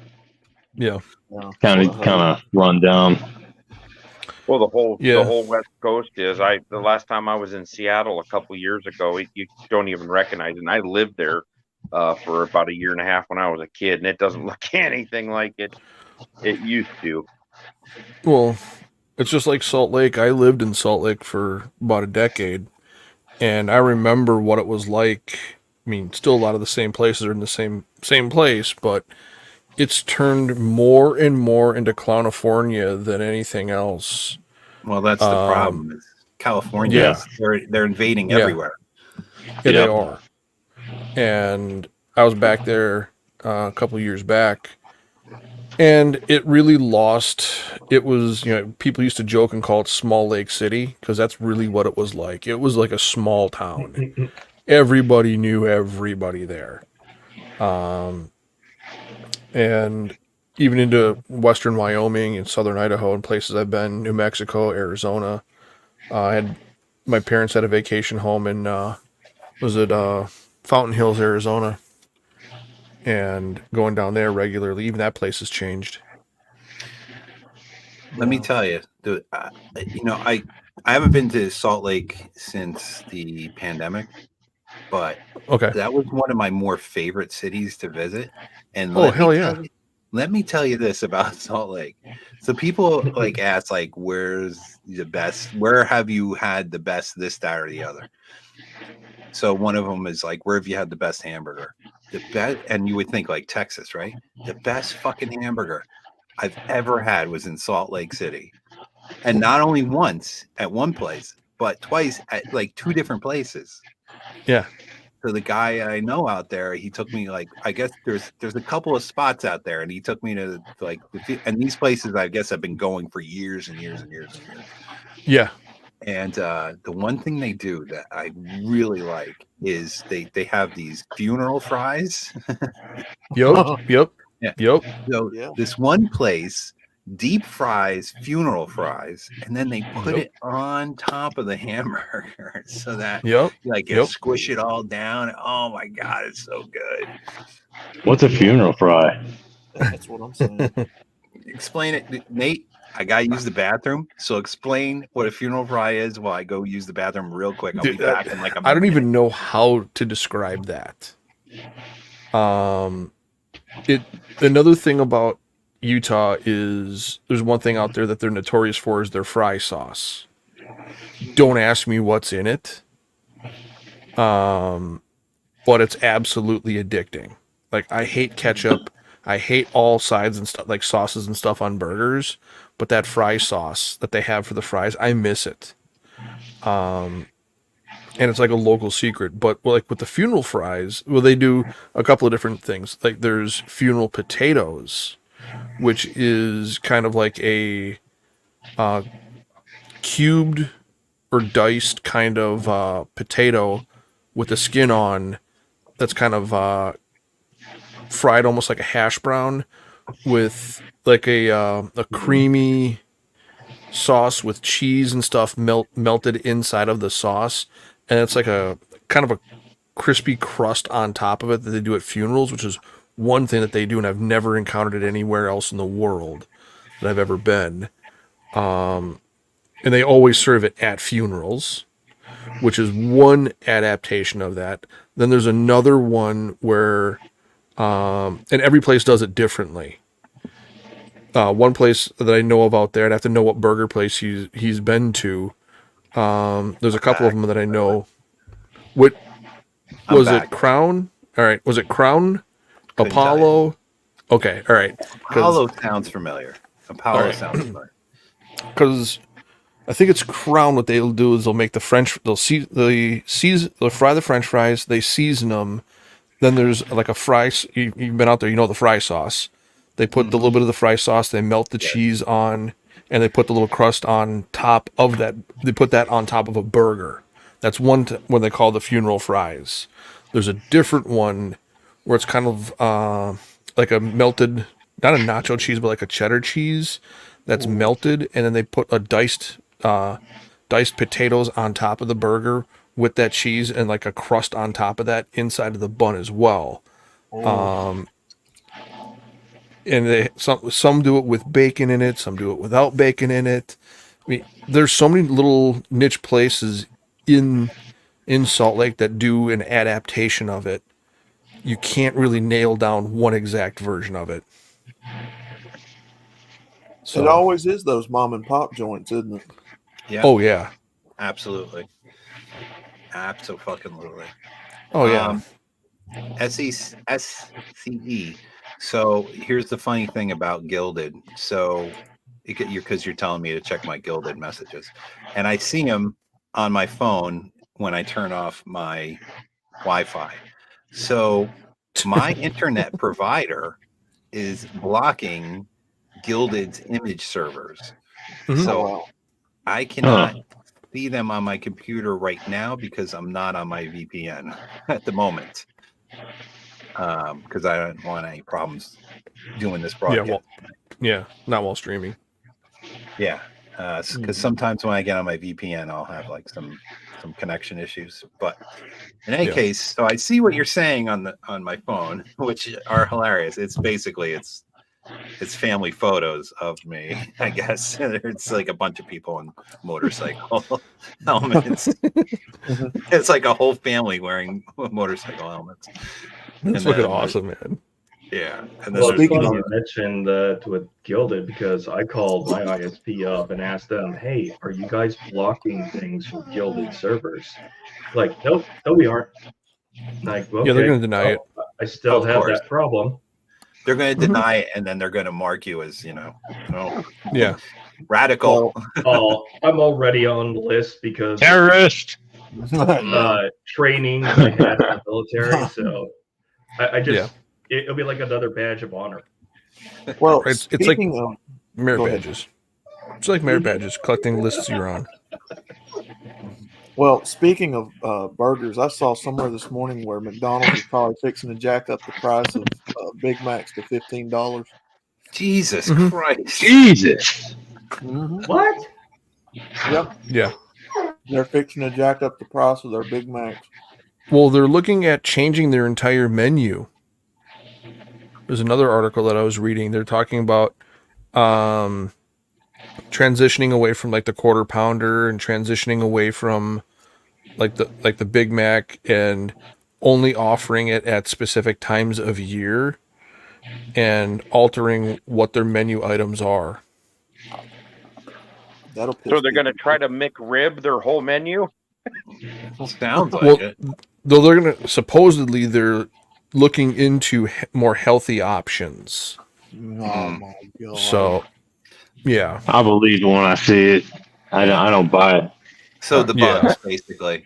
They Yeah, want pretty you to much. eat the bugs. Yeah. Well, you know what? Yeah.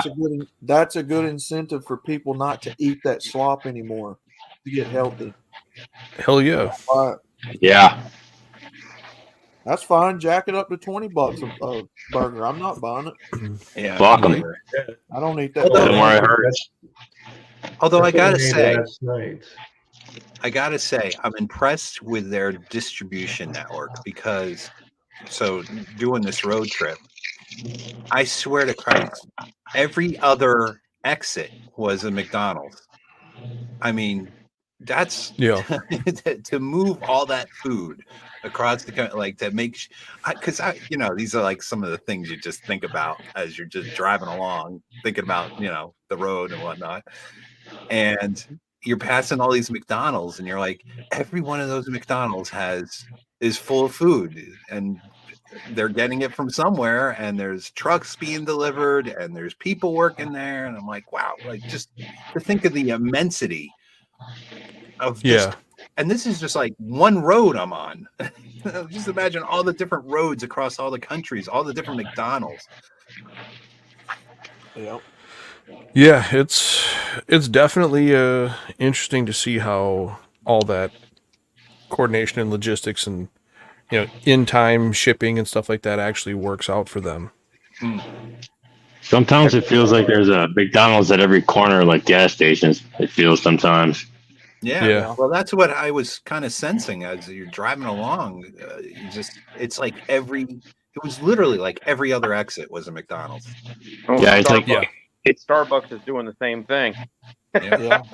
Well, I remember Yeah. growing up years ago when Walmart had McDonald's in them. You know, that Wow. used to be a real big thing when I was a kid. They had a literal whole McDonald's in the Walmart you could walk in and order. Yep. They still do, but they're just like outlet kind of things that just, off to the side now. But Yeah. Yep. Hmm. Well, Have you guys ever watched on YouTube epic rap battles of history? Oh, yeah. yeah. Oh yeah. Did you watch? They kind a of while, but yeah. disappeared. They kind of Did you ever dropped off watch the map. the McDonald's versus the Burger King one? Yeah. Yeah. That thing's got 26 million views. If I you think haven't Wendy seen got it, you into the should battle watch from it. what It's I remember. hilarious. Didn't That Wendy shit- get in on the battle from what I remember? Yeah. Oh yeah, she Yeah. came in and she put the smack down on both of them. I stopped listening to them when they did the Donald Trump versus Hillary Clinton one, and they pulled in Obama on that one, and all that bullshit started happening. So I was done. Okay. yeah. Well, that's what happens with a lot of those. They get big, really big, and then they just kind of fall off. That's what I'm waiting to happen to that fucking Mr. Beast asshole. I'm hoping something happens. When did that dude start selling chocolate bars? I was in Walmart the other day and I saw him selling chocolate bars. Right. I saw him a couple years ago. I saw it a couple years ago. That was my community post today. Was that soy face? Yeah. Fucker. Yeah, and I'm sitting there like, Am I Yeah. the only what the one hell who's did they never seen copyright? the Mr. Beast video? I've tried to watch this guy, and I can have. last about 2 minutes, and that's it. I've never watched anything he's in. Well, literally, if you just get on YouTube without signing in, he's Yeah. always like the top, that soy fucking face there to greet me every goddamn time. I'm like, get off my computer. My question is, how did they copyright these nuts? Because that wasn't even his creation. I don't know. Yeah, That's a good question. Yeah. He sucked on these nuts. Yeah, he's good at nuts. I go to Walmart to check out, and I'm seeing D's Nuts chocolate bars everywhere. D's Nuts peanuts, and I'm like, who the fuck? Yeah. Something's gonna. Yeah. One of the guys made a comment on it saying like something's gonna happen, like something's gonna come out, and it's gonna be like something like Jared Fogle type of deal. He's like, man, he's got like a bunch of gay guys buried under his house or something.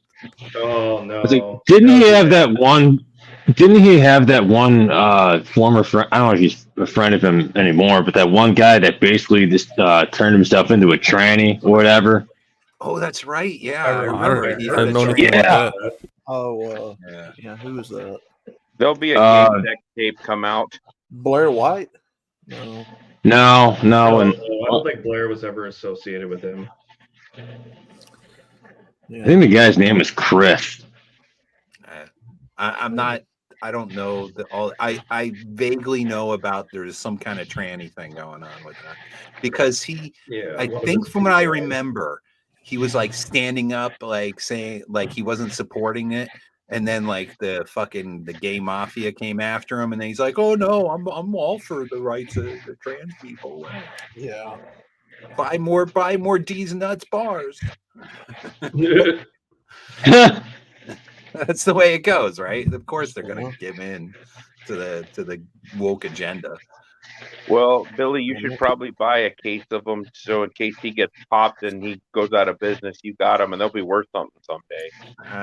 It's gonna be one of those things that ain't gonna be worth shit. They're giving them away like Bud Lights.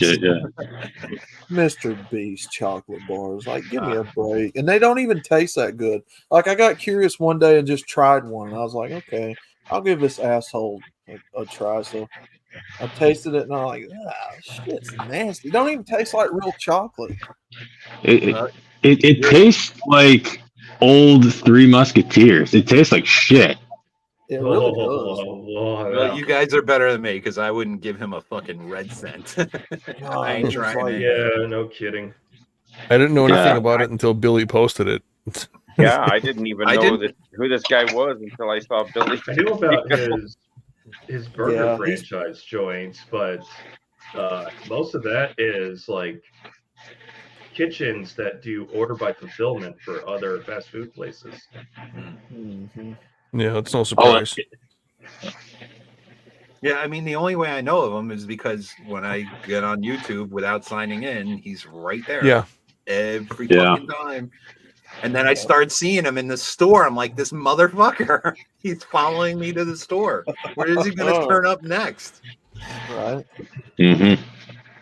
Well, your YouTube algorithm is picking up a lot of these nuts, so they're just showing you what they think you're gonna like. Oh man. Who knows I'm how just gonna long throw I this- got on this platform, to be honest. Yeah. True. They, Well, I'll just and throw this out Rumble- there. Yeah. Oh, go ahead. Go ahead. No, I was just gonna say Rumble. They don't like me either on Rumble. They hide a lot of my videos. So I don't know. MGTOW TV for me, I guess. No, Yeah. Arvero, I only got curious to want to try the chocolate bar. Yeah, I was like, what's the hype? What's the hype all about? So I was like, okay, I'll just try one of these. It literally tasted like the chocolate bar had been, left under a couch for 10 years. Man, Oh, that's a good point. Yeah, Hey, got that speaking Difficult to make it yourself at home. Exactly. speaking of that chocolate bar, I saw a video of like he had that soy faced motherfucker had Chef Ramsay like taste testing like different chocolates, and then he tasted his chocolate and he goes, it's pretty good. I'm like, no, there's no way that's good, right? Yeah. Like this guy had to have been lying. And then Yeah. I tried it. No, Gordon's been bought off. You Yeah. know, all the hex Yeah. pots and pans. If you look at independent reviewers, they don't like it. Yeah. Because it's combining two different pan technologies that don't work with each other. Okay. You know what's one pan technology that always works? Seasoned cast iron. Yep. There you go. Yep. It never goes out of All you style. need is cast iron or stainless steel. That's really all you ever need. You don't need to invest in what is it? The non-stick. You don't need that. Well, the Yeah. non-stick that has chemicals in it. Yep. Yeah. Oh no! If it scratches, you're putting your health at risk. Yeah. Mm-hmm. And it's so easy to do with a metal utensil, which is why you never use metal on non-stick. Sean, that's the other thing I would recommend. Not only the bare cast iron or stainless steel, but the enamel cast iron. Yeah. Oh, for the Dutch ovens. Yeah, I have some pans. I have some kettles and Dutch ovens and stuff like that that are enamel coated. Dude, they're nice. They're absolutely amazing. The Yeah, I new still gotta cast go iron through all kind my of junk though. Oh, I sorry. found the best cast iron. Go to an antique store and buy old cast iron pans. They're already seasoned most of the time. They've been around for 75 years. There's a place up in my hometown, Spokane, that there's an antique store that had a whole section of cast iron, and I'd go there every year on vacation. I'd go by and pick up a pan, we bought a Dutch oven one time. I mean, Heck yeah. and it's the good Yeah. stuff. You know, the stuff nowadays you see it looks like pot metal actually. Yeah. Probably what Yeah, it is. I've had mixed Probably all results of it. with Lodge. I've had one that is rusting, and there's no reason for it to rust. I can't get it out. I've tried reseasoning it; it's not going away.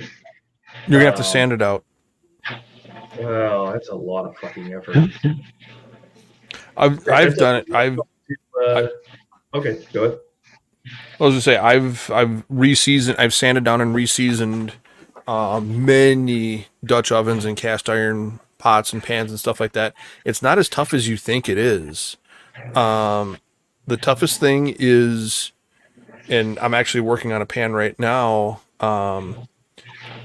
You make sure that when you cook anything in it, you use plenty of like beef tallow to make sure that there's always a slippery surface in it.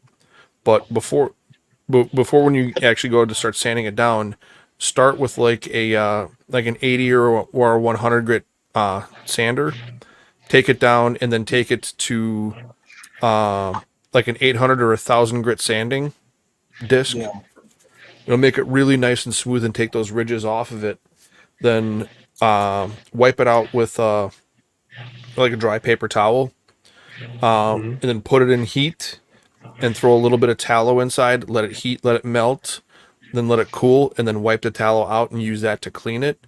And every time if you have to wash it out, put it on a burner, get it real nice and hot to burn all the water out of it, and then throw a little bit of tallow in it. And as it cools off with that tallow in it, I'll let it sit overnight, then take off the excess tallow and keep repeating that process over and over and over again.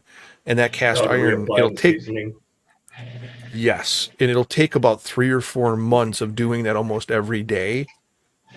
And that cast will turn slicker than snot on a brass doorknob. And you're, Man, there ain't nothing like cornbread in a cast iron skillet. oh yeah, Golly, but that's- that cast will Especially if you put turn bacon in it. nonstick. Oh yeah. Oh damn! And another Turning a cast deal iron I- to non-stick, and you don't have to worry about not using metal utensils. Exactly. if you don't like the little fur balls that come off of the paper towels, use a coffee filter to scrub your pan out. It works great. That works as well. Yep. Yeah, because I've been It using. won't leave any residue off the paper towel like a paper towel does. Yeah, because I used And- to use like a little chainmail thing that they give you. You Yeah. buy like their kits. I use that, and that doesn't always get everything off. But then you transfer over to kosher salt and scrub lemon. with that. Oh, I didn't think about using lemon, but I did hear. But I thought you're not supposed to. Well, it's not highly advised to use acidic stuff. Well, you take half a lemon, you sprinkle some kosher salt in there. You take the lemon and you scrub to get the big chunks off, and then you rinse it off right away, like immediately after. Okay. Ask Rhino. Yeah, yeah. Ask Rhino about that. He knows all about it. But yeah, Sean, I've re-seasoned multiple cast iron pieces. I have. A couple of times, and I've bought in some old antique ones, and yeah, I start them. Sometimes I have to go to like a 40 or 60 grit sandpaper on a little orbital sander, and then I take it all the way up. I took it all the way up to wet sanding with 2,000 grit sandpaper, and I almost polished the cast. Wow. So you don't, yeah. Well, Oh. Billy, I mean, So it almost yeah. looks like stainless steel afterwards. It does. And the problem I had with it is getting it. I can get it to heat up, but getting the beef tallow to actually start to bond with the iron, the metal was sanded so smoothly that it didn't really want to bond. Is that Yeah, I can because feel you filled in all the microscopic holes? I just made it too smooth. Hmm. That Oh, doesn't heck have yeah. anything to adhere to.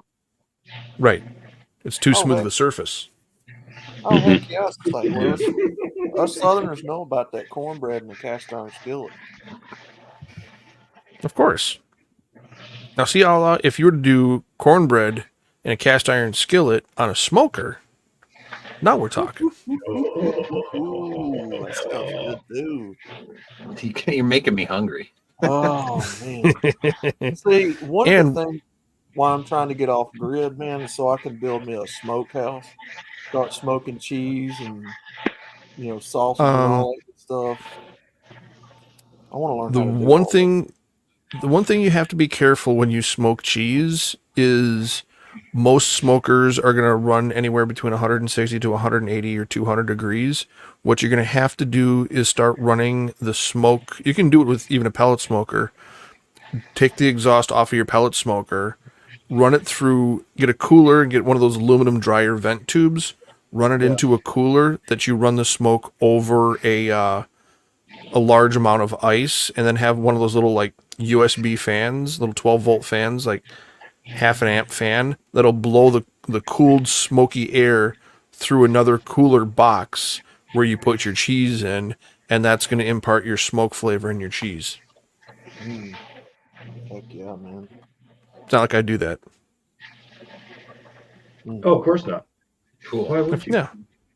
Right. What? Who's crazy enough to do something like that at home? I don't know. I Well- don't know. I think I'm gonna wrap it up. It's getting pretty late. I don't like to do the, Rhino 5-hour streams normally. Yeah. I think this has been a pretty good one. So Yeah. True. I'd like to thank everybody for coming tonight, both here on the panel and in the chat.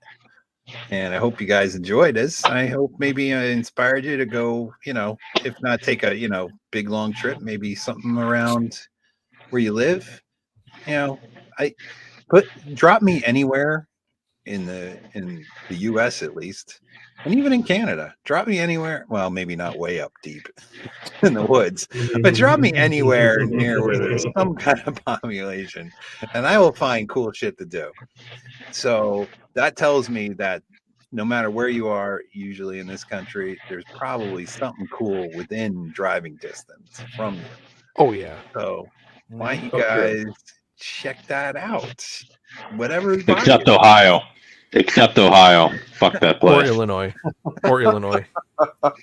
Well, Ohio is True. that's where I just Yep. was. So I I'm thought from Michigan, so I hate Ohio. Well, is that real so. There's an good. Ohio Michigan thing. Is that it?